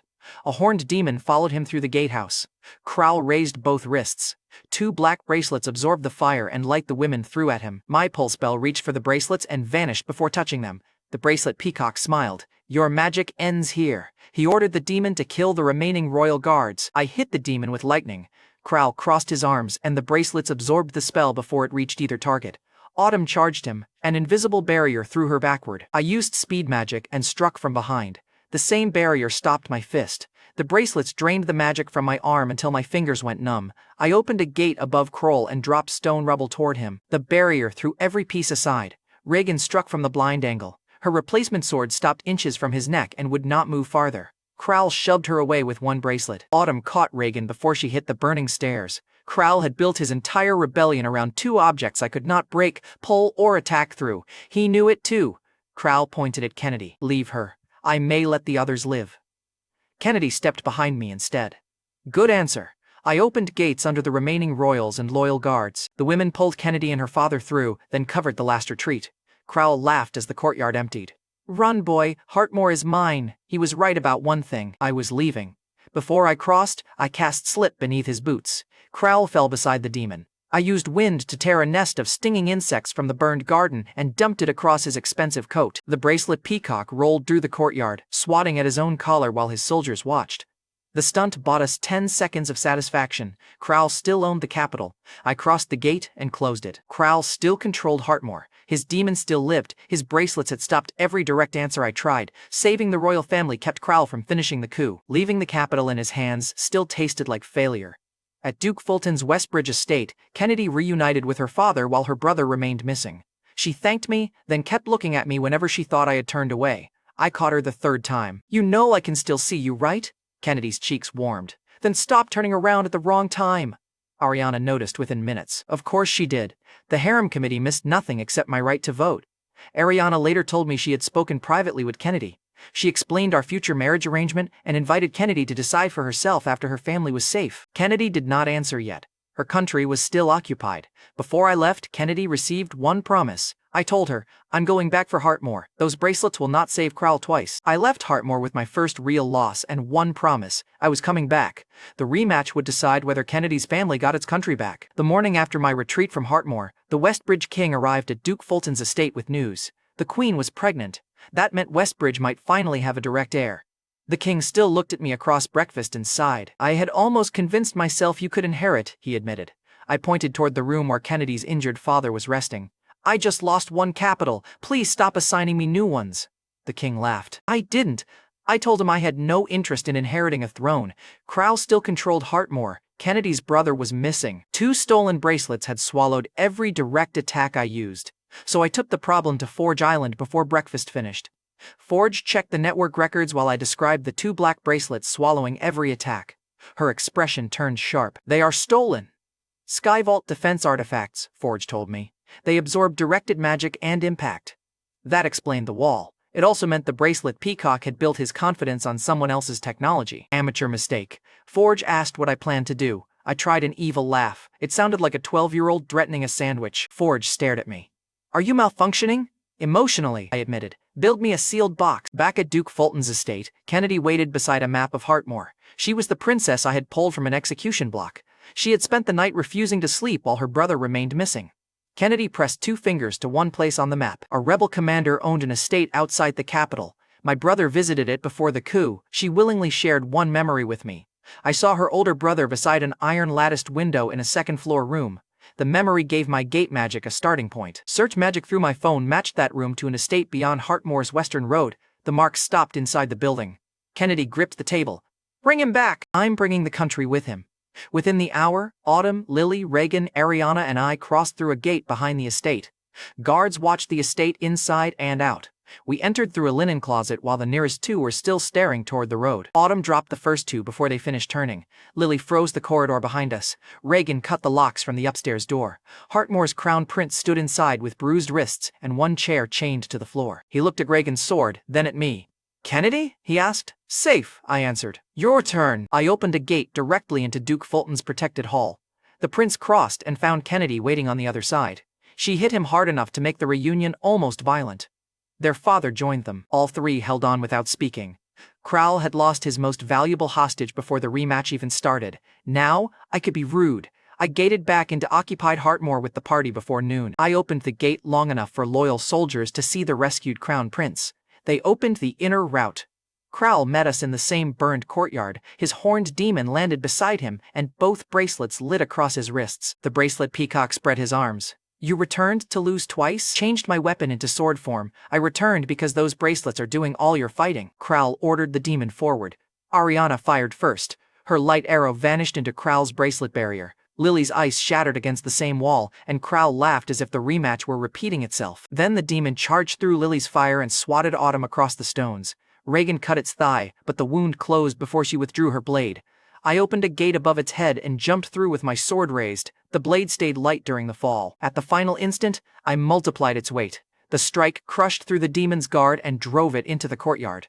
The body broke apart under the impact and stopped moving. Crowell's soldier stepped back, his smile finally twitched. Then he raised both bracelets. You still cannot touch me! He was correct, so I stopped trying. Crowell's bracelets blocked blows and spells. They did nothing when the ground beneath him became a doorway. I opened a gate under his boots. The bracelet peacock dropped straight through. On Forge Island, a sealed iron box waited beneath the other end. It was packed with the most unbearable slimes available. Crowell landed waist deep. The lid slammed shut. His first scream shook the box. His second became wet, offended, choking. Slimes climbed his coat, filled his sleeves, and erased whatever dignity the insects had left him. Look, he had asked for invincible defense. He never asked for ventilation. Crowell tried to fire the bracelets inside the box. The slimes buried his arms. His magic barrier flickered, then vanished when he fainted. I opened a hand-sized gate, unclasped both bracelets and pulled them out. The bracelets that had stopped every attack came through my portal dripping slime. Beautiful! Without Crowell or the demon, the rebellion folded fast. Autumn broke the gate line. Lily sealed the weapon room. Reagan cut down the rebel banners. Once the courtyard was secure, I opened a gate for Kennedy's father. Ariana stood beside him while loyal guards reclaimed the palace. One rebel captain ordered the courtyard to hold. His own soldiers looked at the slime dripping from Crowell's recovered coat, dropped their weapons, and knelt to the returning king. By the time Kennedy's father crossed the gate, Crowell was unconscious, the demon was dead, and both bracelets were in my hand. By noon, Hartmoor's royal family stood together in their own hall. The crown prince was free. Crowell woke inside a washroom without his bracelets, his command, or his kingdom. He had started the week untouchable. He ended it begging servants to remove slime from his hair. Kennedy found me after the palace was secure. She had changed out of the blood-stained clothes from the execution yard. The dark blue dress was doing unfair things to my concentration. In my defense, I had just restored her country. My brain thought celebration was authorized. Kennedy caught me looking. Are you checking for injuries? Very thoroughly, her smile appeared. Then take your time. The Hartmoor king chose that moment to enter with the Westbridge king. Terrible timing, elite parental coordination. Kennedy's father offered her hand to me, provided she wanted the match. Kennedy stepped forward before I answered. I do. Ariana appeared beside her like the committee had been waiting behind a curtain. The other three welcomed Kennedy in their own ways. Autumn approved first, Lily took her hand, and Reagan gave one formal nod. I looked at Ariana. Was there a vote? The vote passed while you were trapping Crowell, Ariana replied. My participation remained symbolic. Kennedy became my fifth formal future fiancée. The two kings immediately called it an alliance bond, because apparently my love life had become foreign policy. That should have been enough royal escalation for one day. The kings placed a map in front of me and offered land between their kingdoms. Multiple royal engagements needed recognized standing, so their fastest solution was giving the teenager a country. I stared at the map. I asked everyone to stop doing this. Kennedy leaned over my shoulder. We'll need a castle. I was thinking one quiet house. You already have a mansion, she reminded me. Aim higher. I named the new kingdom Holden Reach. The crown came with people, borders, and zero return policy. That part felt familiar. Forge needed 3 days. On the third morning, a vast white castle covered the hill above Holden Reach's new lake. My new banner snapped above the gate before I had learned where the kitchen was. The women scattered through it. Autumn claimed the training yard, and Lily vanished into the library. Reagan tested every gate. Ariana took the dining room, while Kennedy chose a balcony facing Hartmoor. I received the largest room and immediately looked for a smaller one. Tamsin returned, stopped beneath my banner, and pointed at me. You became a king while I was gone? You left for 3 days. That was not permission. The walking teddy bear saluted me. Tamsin slapped its paw down. Then I used forge-made anchors to stabilize a permanent gate between Holden Reach and Westbridge. The first delegation crossed without a wagon trip. The Tidewater King joined the alliance next. He glanced around my castle. I would offer Whitney too, but she already loved someone else. Relief escaped before manners could stop it. Ariana heard me. You sound pleased. I respect Whitney's happiness deeply. The Tidewater King laughed. Ariana kept staring until I looked away. Redbrook settlers crossed after him. The first family stopped beneath the castle hill and stared until their youngest child ran toward the lake. A mother touched the key to her new house twice before opening the door. More families followed. New roads connected the farms, smoke rose from fresh kitchens, and children shouted between their houses. By sunset, the youngest settlers had reached the castle's main hall, found my old-world games, and immediately colonized the floor. Within an hour, 3 kings were fighting over a board while Autumn accused the Westbridge king of cheating. I had built national infrastructure. They had created game night with diplomatic consequences. 1 month after Holden Reach received its name, the alliance gathered under fireworks. Kennedy cooked dinner for me before the celebration. She placed each dish carefully, then watched my face like the kingdom depended on my first bite. The meal was good. Her shoulders still stayed tight. Kennedy touched her bare ring finger. Ariana, Lily, Autumn, and Reagan have rings. There it was. She had helped reclaim a country and still feared she had arrived too late to belong. I took out the 5th ring. It matched the others and held the same stored healing magic. Kennedy stared at it. You already made one? Learn eventually, she offered her hand. That sounds optimistic.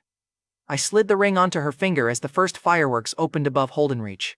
Ariana checked the design and declared equal treatment satisfied. Lily hugged Kennedy. Autumn demanded she stop worrying in private. Reagan raised Kennedy's hand toward the light so the ring caught the colors. Kennedy finally relaxed. She leaned close enough that only I heard her.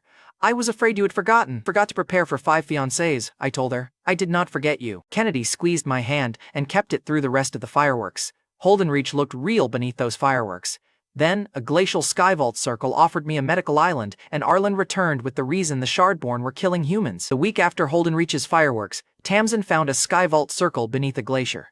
I gated the party onto the ice because my new kingdom needed more than walls.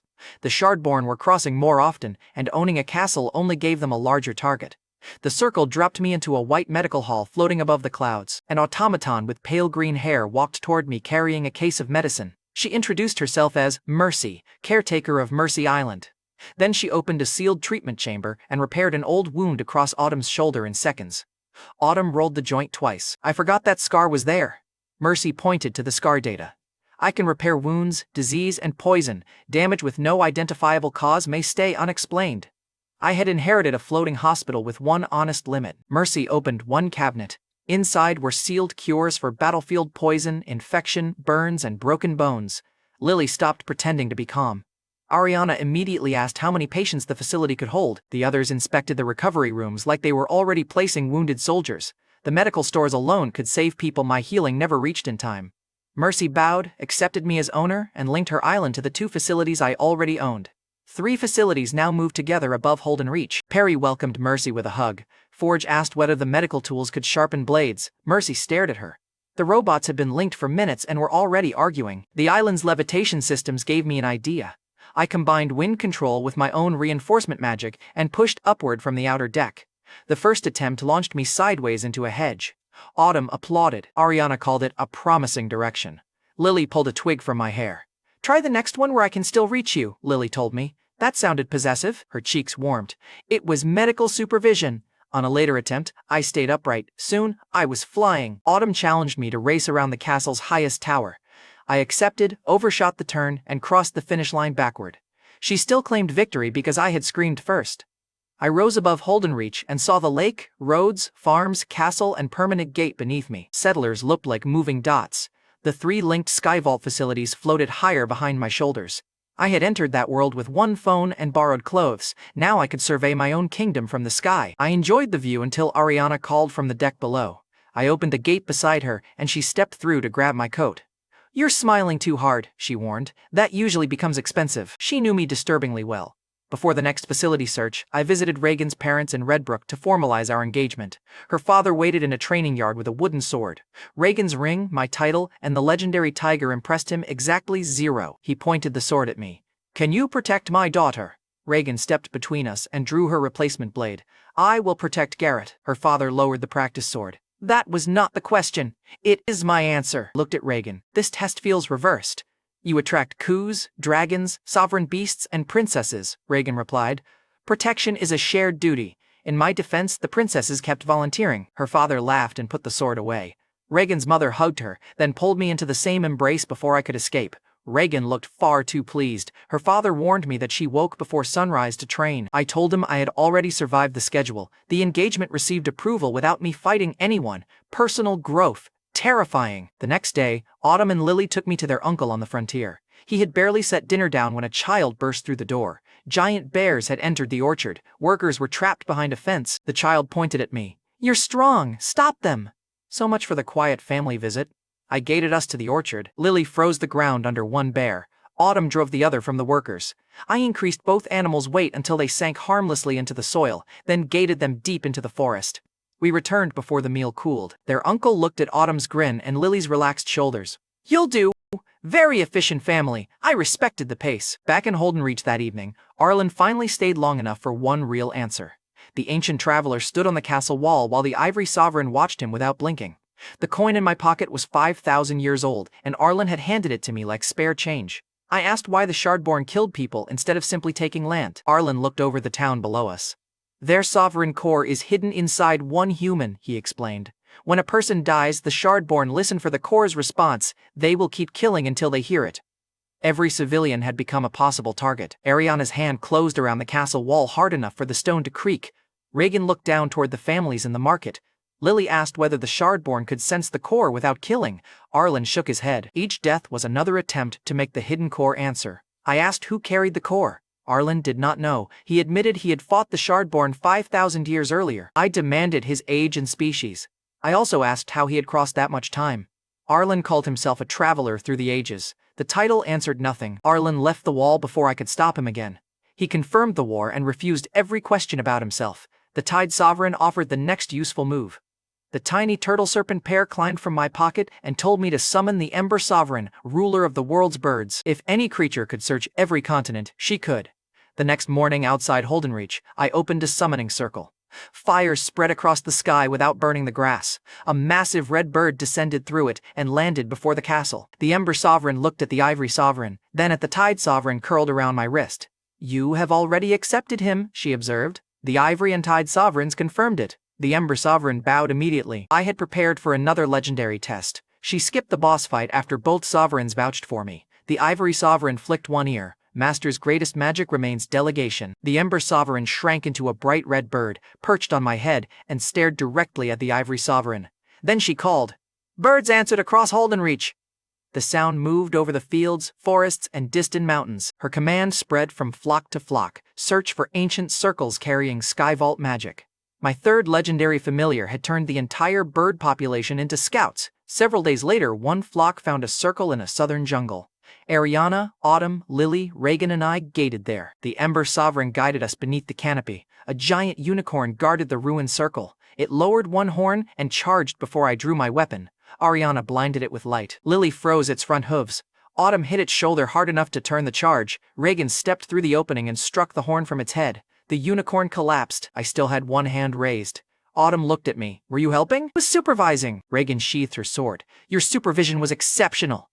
The Ivory Sovereign counted on one paw. That is another occasion when the women protected Master by destroying his pride first. My heroic entrance had been cancelled by my own fiancés. They were extremely pleased about it.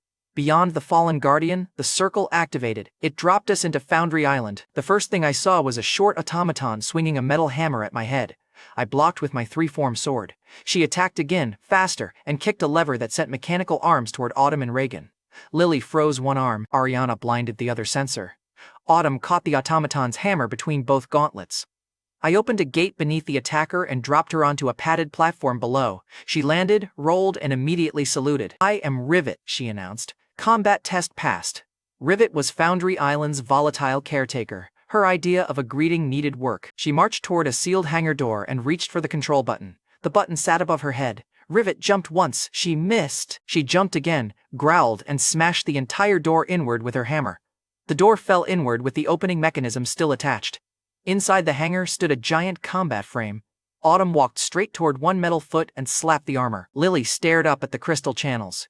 Reagan measured the sword mount with open approval. Ariana looked from the machine to me and smiled. "You're about to become impossible," she warned. "About to?" I asked. Ariana patted my arm. "Confidence is healthy." Its armored body rose higher than the castle's main gate. Crystal channels ran through its limbs. A sealed cockpit sat inside the chest, surrounded by thought control equipment Dr. Everly had built for fighting Shardborn. The long Skyvault search had finally produced the weapon from Dr. Everly's recording. I entered the cockpit through a lift. The seat adjusted around me. The control system responded to my thoughts before I touched anything. I ordered the right hand to move. Nothing happened. The fuel gauge stayed dead. Rivet's shoulders dropped. Mercy examined the empty core housing and gave us the bill. A giant magic stone could be converted into a fuel core. The conversion would take 1 month. I had found the weapon. The weapon was dead. Look, I sat inside a giant thought-controlled robot and received the world's largest low-battery warning. Rivet had enough designs to prepare a small batch of combat frames once Forge supplied materials. Roughly 10 could be built first. Everyone still needed fuel. The women had gone from teasing me over a dead machine to arguing over pilot seats in under a minute. Rivet started assigning capsules before anybody could claim seniority, so we started with training. Rivet handed me a capsule that created a simulated cockpit. The women took the others before I finished reading the instructions. The Ivory Sovereign watched 5 capsules close. "Master, your army has begun by stealing your toys." I entered the simulation anyway. The first fuel core would take 1 month. I expected that month to be training, production, and preparation. Instead, Becca crashed into me outside the Holden Reach training hall and asked me to marry her. She was terrified when she said it. During the fuel month in Holden Reach, Becca tackled me outside the training hall. Duke Fulton's young daughter wrapped both arms around my waist and blurted, "Marry me." Ariana stood in the doorway. I looked toward her. "This feels like committee sabotage." Becca's grip tightened. Then I saw her face. She was frightened. A prince named Boyd Crestfall had sent a formal proposal backed by a threat. If Duke Fulton refused, Crestfall could treat the rejection as an insult between kingdoms. Becca had heard the adults discussing war outside her room. She also knew Boyd's reputation for cruelty. That was why she had run to the one promise she thought might block him. Becca was a child being cornered by adults who wanted power. I knelt so she could look straight at me. "We're not discussing your marriage at your age," I told her. "I will stop Boyd from forcing you." Becca nodded once and finally let go. Duke Fulton had followed her down the hall. He had heard every word. When Becca finally released me, he gripped the doorframe hard enough to whiten his knuckles. That evening inside Holden Reach Castle, Duke Fulton laid out the pressure fast. The Crestfall King was Callum's father. Callum's mother had disappeared. Boyd was the favored claimant, backed by his own mother and Chancellor Milton Dace. Milton controlled the court. Refusing Boyd's proposal could start a war. Then the Crestfall envoy requested a private meeting with Duke Fulton, the 2 allied kings, and me. The young man entered wearing formal black and placed Boyd's proposal on the table. He waited until the doors closed before dropping to one knee. "I am Prince Callum Crestfall," he told us. "Please rescue my mother." Duke Fulton crushed the edge of Boyd's proposal in one hand. The supposed enemy envoy was the loyal prince. Callum had volunteered to carry Boyd's proposal because it gave him one public reason to leave Crestfall and reach us. He said he crossed the border wearing Boyd's seal and still did not know whether Milton had moved his mother. Callum explained that Milton used his missing mother to control him and the king. Boyd would receive the crown while Callum delivered threats and absorbed blame. Callum looked at me. "If I resist before she is safe, they will kill her." That was the reason we could not walk into Crestfall swinging. The Westbridge King stood. "Bring her home. We will back Callum." The Heartmoor King nodded once. Before dawn, Callum, Autumn, Reagan, and I entered Crestfall in servant clothes. Autumn looked at my plain uniform. "You seem comfortable." Reagan adjusted my collar. "He has finally found honest work." "I own a kingdom," I reminded them. Autumn picked up a tray and handed it to me. "Carry this, Your Majesty." The disguise rivalry ended when we entered Boyd's private hall. Prince Boyd Crestfall was the king's presumed heir and the man trying to claim Becca. He wore jeweled boots, held a riding crop indoors, and treated Callum like a servant in front of his own guards. Callum bowed because his mother was still alive somewhere inside that palace. Boyd made him kneel closer. Then he slapped Callum across the face hard enough to split his lip. Callum stayed down. Boyd kicked him in the ribs and ordered him to stand. Callum rose slowly, one hand pressed to his side, while the guards watched Callum absorb abuse from Boyd. My hand closed around the tray hard enough to bend the edge. Autumn saw it. Reagan did too. Neither moved, because Callum had warned us what one exposed mistake would cost. Boyd's mother watched from a cushioned chair. She told Callum he should be grateful Boyd still found him useful. When Callum's blood touched the floor, she complained about the carpet. Autumn's jaw tightened. Reagan shifted one step between me and the nearest guard. We were all ready. Callum looked at us once and gave the smallest shake of his head. His mother came first. Then Boyd gave the order that finished any remaining patience I had. He ordered Callum to kidnap Becca and plant evidence against me. Then Callum had to tell the world I stole Duke Fulton's child after being rejected. Callum lowered his head and accepted the assignment to protect his cover. Boyd smiled. Good dog. We left the hall without attacking. That delay hurt. It also kept Callum's mother alive long enough for us to reach her. Boyd left to send his orders. As soon as his boots cleared the hall, a faint chain sound came from the locked inner room. Reagan cut the latch, and we found an enslaved girl wearing a metal control ring around her neck. She backed against the wall. He can kill me if I leave. I'd already seen this kind of collar in the desert. Search magic found the control core. Pole drew it through the lock before I opened the ring. The girl touched her bare neck and stared at the dead core in my palm, her knees folded. Reagan caught her before she hit the floor, while Autumn wrapped a cloak around her shoulders.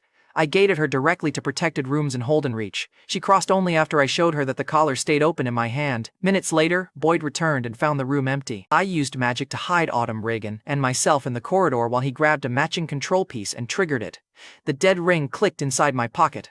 Nothing happened to the girl. Boyd triggered it again. His confidence cracked first. He accused a servant, struck the table, and demanded the palace gates close. The order came too late. His victim was already beyond his kingdom, and the control piece in his hand had become a useless button. Boyd could not even murder someone correctly once she was outside his reach.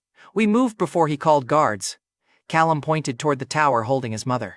They took me there under guard twice. I know the roof route. He led us across the palace roofs. Guards watched the tower door.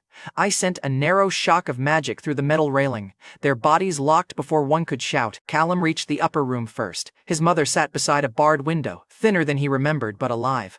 An untouched meal rested near the door. Milton had kept her breathing because a living hostage controlled two men. She stood when Callum entered. Callum crossed the room and fell into her arms. He tried to apologize for taking so long. She held his face and stopped him before the first full sentence. Neither of them tried to speak for several seconds.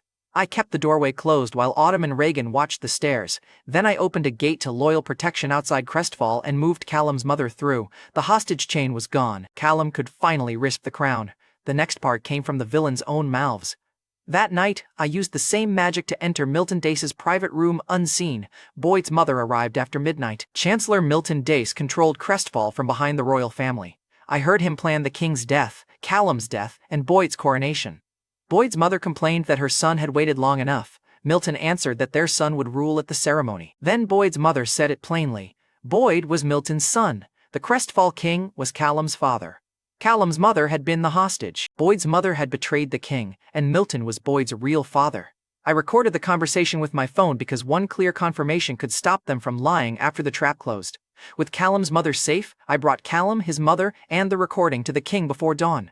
The king held Callum's mother, heard the plan, and looked 20 years older by the time I finished. Then he gave one order. The abdication ceremony would continue. The next morning, Crestfall's coronation hall filled with nobles, soldiers, and allied observers expecting Boyd's name. Boyd stood beside the throne in ceremonial clothes. His mother adjusted the crown waiting on its cushion. Milton watched the exits like he already owned the building. Boyd practiced accepting bows before the ceremony began. Several nobles bowed early. One glanced at Boyd before lowering his head. Boyd had built himself an audience. Callum entered bruised and silent. Boyd smiled at him. Behind the palace, the tower room was already empty. The king rose. He spoke about succession, duty, and the future of Crestfall. Boyd stepped forward before his name was called. The king announced Prince Callum. Boyd's mother stopped touching the crown cushion. Milton's jaw locked.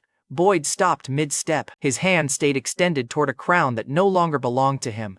Callum walked past him and knelt before his father. One guard near the throne turned toward Callum, then another. The captain nearest Boyd removed his hand from his sword and stepped behind Callum. Nobles who had crowded around Boyd moved away without waiting for an explanation. Boyd ordered them back. Nobody obeyed. Boyd looked at his mother. She looked at Milton. The king exposed his wife's betrayal and named Milton as the man behind the crown theft. Boyd shouted that the king had gone mad. That was when I used magic to project the phone recording across the wall. Milton's voice filled the hall. Boyd's mother discussed killing the king. Then she called Boyd Milton's son. The counterfeit prince watched his crown disappear in public before it ever touched his head. A courtier removed Boyd's ceremonial cape. Another servant took the crown cushion from his mother. The same people who had bowed to him minutes earlier now cleared a path around Callum. His mother reached for him. Boyd stepped away from her. Milton Dace chose the worst remaining option. The throne parasite launched an attack at the king. The ivory sovereign returned to full size between them. One paw struck Milton from the air and pinned him against the floor. The impact cracked the tile beneath Milton's shoulder. Milton shouted for the guards. Nobody moved. I opened a gate beneath Milton's weapon and removed it from the hall. The guards followed Callum's command after that. They arrested Milton, Boyd, and Boyd's mother only after the hostage, murder plan, false bloodline, and attack had already failed. Callum became king of Crestfall. Callum condemned all three to forced labor. Beautiful. When I returned to Holdenreach, Becca met me with Duke Fulton beside her. She asked whether my earlier refusal meant she could never raise the subject again. I kept the answer simple. When you are old enough to understand that choice, you may ask again, I told her. Today, you are safe. That is enough. Becca accepted it. Ariana approved the boundary and closed the committee discussion before anyone made it weird. The Crestfall operation consumed the rest of the fuel month. Rivet's first fuel core was finally due. Crestfall's counterfeit prince had fallen. I thought the ugliest political fight was over. Then the Shardborn reached another princess before her sword survived the hit. Before Crestfall's coronation hall finished clearing, King Callum joined our alliance. After surviving Boyd, rescuing his mother, and taking the crown, Callum wanted Crestfall helping its neighbors instead of threatening children. He clasped my arm before the captains who had abandoned Boyd and promised troops, roads, and safe passage. The captains answered him immediately. A day earlier, Boyd had owned their bows. Now Callum owned their loyalty. With the Crestfall crisis over, Celine Timberfall married the guard commander in Westbridge. He had spent half the story losing fights against eye contact. He finished the vows without freezing. Celine squeezed his hand after every line anyway, and the Timberfall king scared the musicians with his applause. The wedding and our picnic used the final day of the 1-month fuel wait. I gave my 5 fiancés one peaceful afternoon outside Holdenreach, then we crossed the permanent gate for shopping and dinner. Peace lasted until autumn threw the first apple. Lily cheated with wind. Kennedy made me fasten a silver hairpin while Ariana inspected my work. I chose the hill, I reminded them. Ariana opened the basket. The servants handled everything requiring competence. 5 women laughed. Nobody treated me like a king. By sunrise, the month was over. On Foundry Island, Mercy delivered the completed fuel core to Rivet, the short automaton managing our giant combat frames. Rivet installed it, slammed the housing shut, and pointed toward the cockpit. Reagan reached the lift first. Autumn grabbed her shoulder. We're drawing lots. Reagan stepped inside. I drew faster. You skipped the draw, I called. Reagan's voice came through the lift. I found the fastest route. The doors closed in Autumn's face. My fiancés had stolen the first operational mecha ride. The Ivory Sovereign watched from my shoulder and sounded delighted. Master's army has again begun by taking his toys. The fuel core ignited. Crystal channels lit from the frame's chest to its hands. The giant machine pushed against the hangar floor, rose to full height, and took one controlled step. The entire island shook. A maintenance arm dropped its wrench, and every argument in the hangar died at once. Rivet shouted corrections into the cockpit. Reagan adjusted after one heavy step, turned the frame without clipping the walls, then made it kneel without crushing the floor. Autumn stopped protesting and started memorizing the controls. Its giant hand closed around the sword hilt while the other Skyvault automatons stared. Reagan drew the enormous sword through the thought controls. She lowered it beside the hangar and stopped the edge inches above a marked target. Then she cut the target cleanly in half. The 2 pieces hit the floor, and Rivet finally smiled. The frame could stand, aim, and obey. Autumn demanded the next turn. Kings can wait. Fiancés apparently can't, I told her. She used the frame to punch a reinforced block into gravel. The others rotated through the cockpit. Lily lifted a single practice blade without bending it, and I accused her of showing off. You built a giant robot, Lily replied. You lost the right to complain. Ariana started planning formation drills before her turn ended. Kennedy tapped the cockpit ladder. You can go after me. How romantic, I told her. Kennedy smiled. I meant after all of us, I wanted one ride in my own robot. Look, I owned the thing, and the women still put me last in line. By lunch, the Allied monarchs had heard the frame was moving. Their first question was whether Rivet had more training capsules. Defense planning had become a royal gaming tournament exactly as expected. The mecha worked. Arming an army became the next problem. The following morning on Forge Island, Forge waited beside pieces from defeated Shardborn. The fabrication automaton had produced one finished sword and a case of ammunition. She had refined the crystal material, then copied shapes we already knew worked. Reagan drew the blade and swung it through an intact Shardborn plate. The sword passed through without slowing. Reagan checked the edge, then cut the plate a second time just to enjoy it. Forge loaded one crystal-tipped round into my three-form weapon. I fired at another plate. The shot punched through the center and buried itself in the wall behind it. The enemy had finally become useful after death. Then Forge showed us the empty material bins. The crystal could form the cutting edge, but large-scale production needed a rare metal strong enough to hold it. We had working weapons and almost no supply. That shortage sent me north. I pushed search magic through my phone's map. The nearest strong metal signal pointed toward Northwatch, a mountain kingdom beyond our alliance. The map found the metal. It also found a battlefield. Smoke covered the road below Northwatch's royal city. Shardborn were cutting through armored knights while civilians fled behind a collapsing shield line. At the center stood Princess Eden Northwatch, the kingdom's knight princess. Blood ran down one arm while she held the front line. Her soldiers were already wounded. Their ordinary swords chipped against crystal bodies, and two knights were dragging civilians behind the final shield line. Eden planted her boots and raised her own blade against another strike. One Shardborn hit once. Her sword cracked. It struck again. The blade snapped near her hand. Eden looked at the broken weapon, then at the crystal arm driving toward her chest. I opened a gate between us. The strike passed through the doorway and smashed into empty ground behind me.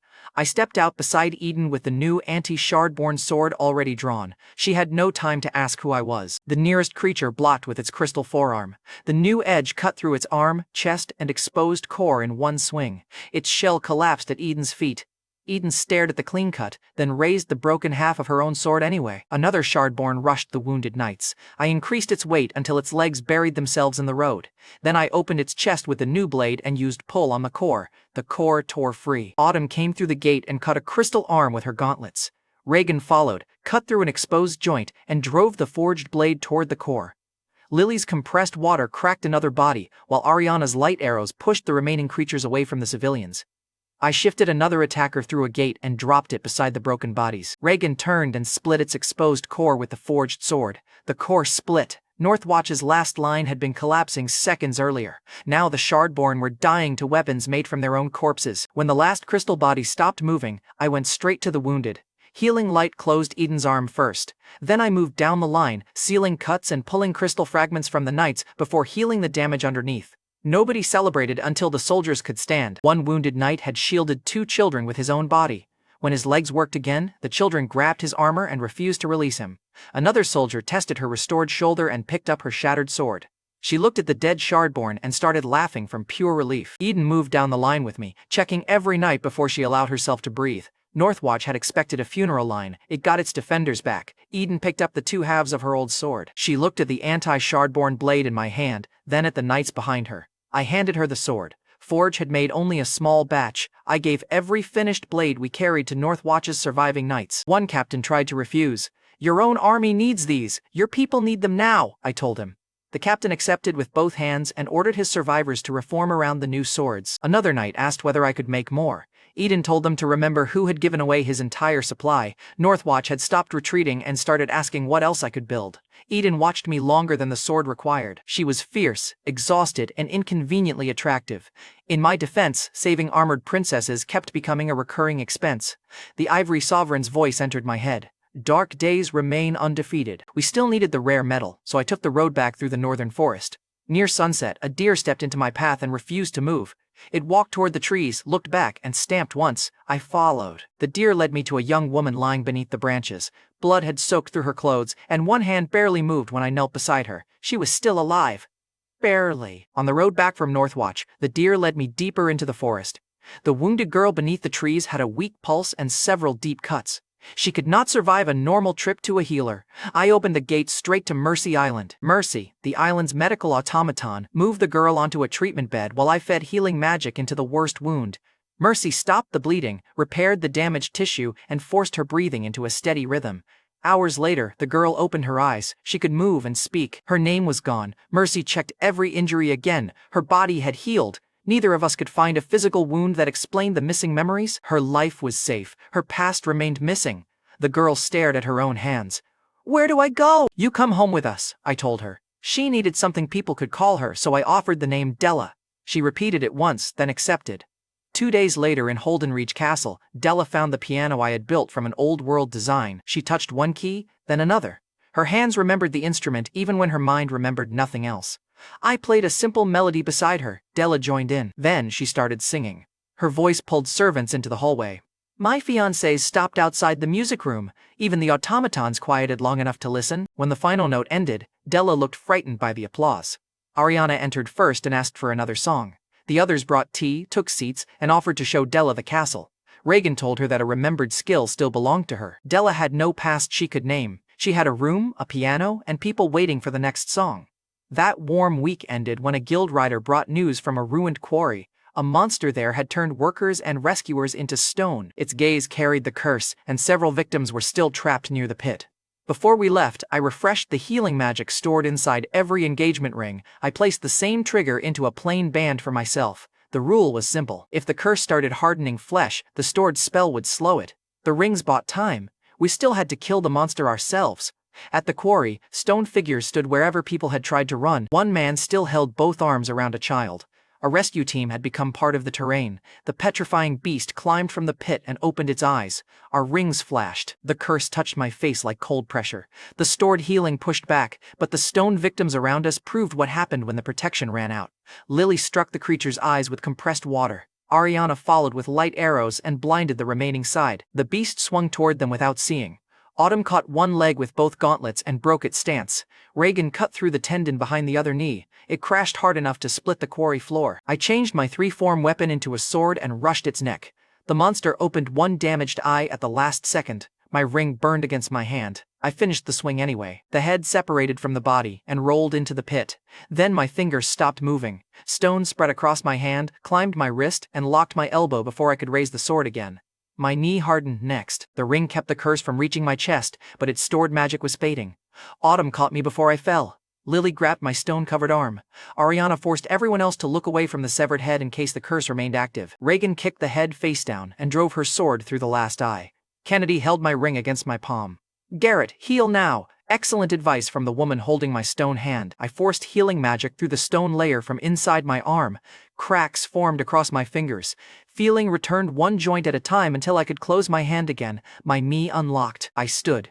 The women pointed me toward the victims before I finished standing. I moved through the quarry and reversed the curse one body at a time. Stone softened into skin. Lungs pulled air again. The man holding the child woke first and refused to release her even after both could move. By sunset, every living victim was breathing. My fingers still hurt when I flexed them. Good. That pain proved they were mine.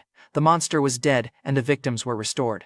My god-tier magic had received another reminder that arrogance remained a terrible medical plan. Several days later in Holdenreach, the allied kings discovered Rivet's training capsules. You should have seen 3 kings discover a score screen. King Callum entered the first simulation with the Westbridge and Timberfall kings watching. He finished the course, removed the capsule, and found both men arguing over who had distracted him. The Timberfall king took his turn and tried to fight every simulated enemy at once. His score was terrible. He demanded the machine recalculate based on courage. The Westbridge king beat him by avoiding half the fights. Defense training became competitive gaming. Old-world inventions remained undefeated against royal dignity. While the kings fought over scores, the romance-sensing love sprite returned to Holdenreach. She told the servants she was my older sister. Nobody checked the obvious height problem because she said it with divine confidence. By the time I reached the hall, several servants had already welcomed my new relative. The love sprite hovered beside my face. I'm observing your romantic development. You're trespassing with branding, I told her. She ignored me. The next morning in Holdenreach, Princess Eden arrived with her grandfather, the senior Northwatch royal leading the visit. Eden wore polished blue armor instead of the blood-soaked gear from the battlefield. She looked dangerous without trying. That remained unfairly attractive. Her grandfather had seen reports of roughly 10 combat frames. He wanted to know whether my army would protect neighboring kingdoms or place them under my crown. So I took the delegation to the training field. A line of roughly 10 frames stood behind the castle with their weapons lowered. Rivet activated one, and the machine moved between the visitors and a row of practice targets. Eden's grandfather looked up at the armor. Where will these machines march? Where the Shardborn attack, I answered. They cross another kingdom's border only when that kingdom asks for help. I pointed toward the anti-Shardborn sword Eden carried. Northwatch needed weapons before it needed promises. That is why the blade stayed there. The senior royal studied the lowered frames, then the sword and the knights who had survived because of it. He offered me his forearm. Northwatch will join your alliance. The love sprite floated toward Eden and my fiancés before anyone reached dinner. That evening in Holdenreach, Eden entered a sitting room with all 5 of them. Ariana stopped the love sprite before she started counting. Becca once asked about the future, Ariana warned her. She is a child, so leave her outside today's count. The sprite saw 5 rings anyway. Eden looked from their rings to mine. All 5? Ariana smiled. All 5! The love sprite hovered above us. 5 current claims. Becca's someday question would make 6. Eden would be 7. I pointed at her. Becca is a child. She doesn't count today. She may ask when grown, the sprite replied. Then we discuss it when she's grown, I told her. Eden stared at me. Do you collect kingdoms first or princesses first?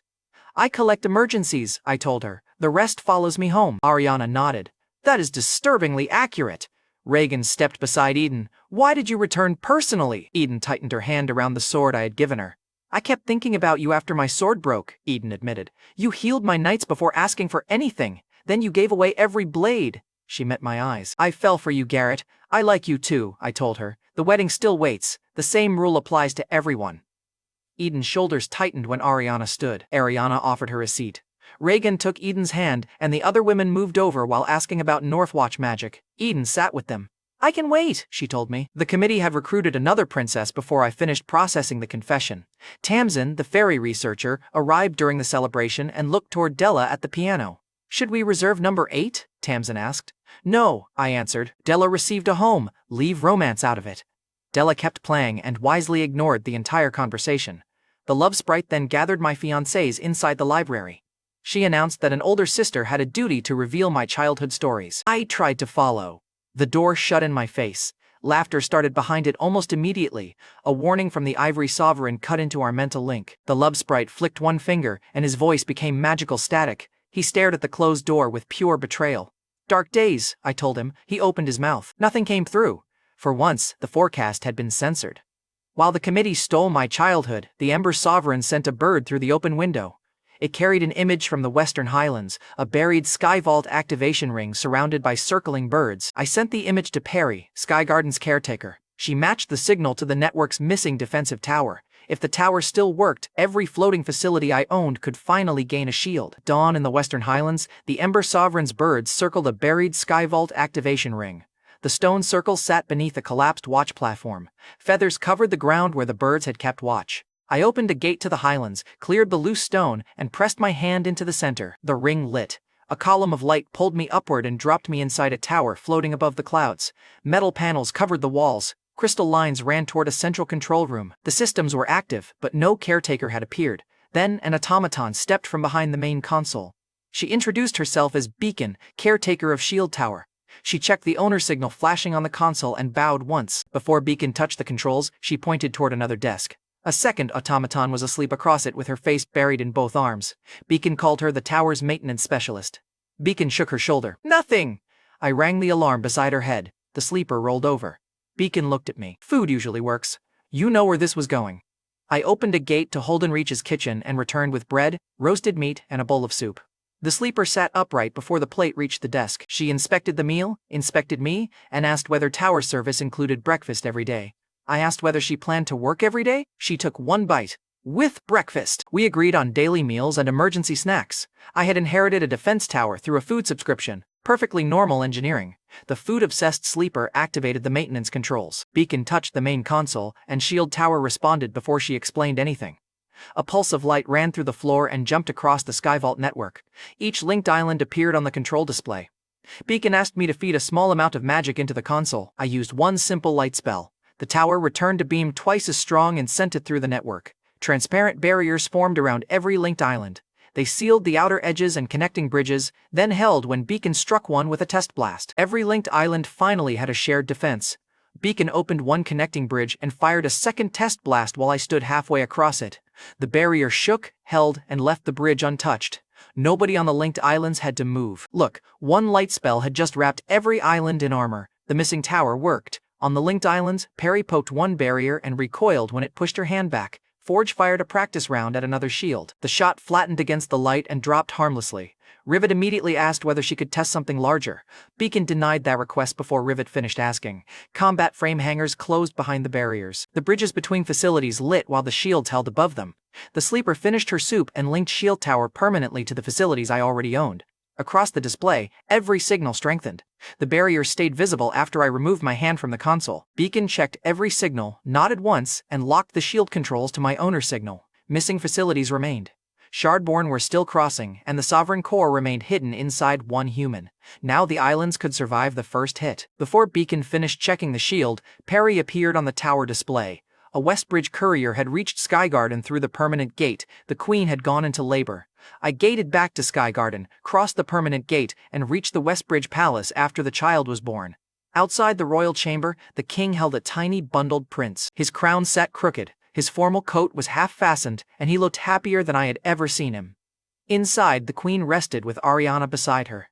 Duke Fulton had already told the servants to stop hovering. Nobody listened. He placed the newborn in my arms. The baby opened his eyes, grabbed one of my fingers, and refused to release it. Then the Westbridge king asked me to name his son. Months earlier, he had worried because the kingdom lacked a direct heir. The heir was now gripping my finger. I looked at the queen. She nodded. Emery, I said. Prince Emery Renford. The king repeated the name once, then announced it to the waiting household. Duke Fulton clasped my shoulder. The queen smiled from the bed. Ariana corrected the way I supported the baby, then took him with the confidence of a self-appointed head sister. Servants carried the news through the palace. Bells sounded across Westbridge. Ariana stared at her brother with the same fierce focus she once used beside her poisoned father. Prince Emery closed one hand around her finger too. Westbridge had its heir. The king had trusted a stranded outsider with his son's name. That night, the alliance gathered in Holden Reach beneath the connected Skyvault Islands. Allied kings, the Northwatch delegation, and the newlyweds filled the castle grounds while the automatons prepared a celebration above us. Our food-obsessed sleeper had requested a festival plate and packed a second one for later. The other automatons argued over shields, combat frames, and who deserved credit for the decorations. Beside me, the Ivory Sovereign sat in kitten form and counted the women nearby. He reached Eden, paused, and looked at me. I raised one finger. Save it! He closed his mouth. The joke stopped when the Westbridge king carried Emery onto the balcony. Watching him hold his son pulled me back to the gatekeeper's one-object rule. I had arrived with one phone and nobody. Now, 5 women wore my rings. Eden had chosen the same future. Becca trusted me, and kingdoms crossed my gates when they needed help. The weddings can wait, I said. My responsibility has already started. I'll protect the people I love. Everyone who trusted me with a home or future has my protection. I'll become worthy of it. I thought I was speaking quietly. Ariana had heard me. She stepped beside me and took my hand. Lily leaned against my shoulder. Autumn caught my sleeve. Reagan stood on my other side. Kennedy raised her ring into the firelight, and Eden stepped into the circle with them. Nobody asked for a wedding date. They stayed beside me. Ariana looked toward Emery, then back at me. That is the answer we wanted. Ariana tightened her grip. The Skyvault automatons launched the first burst above Holden Reach. Then fireworks rose from every linked island over the family standing around me.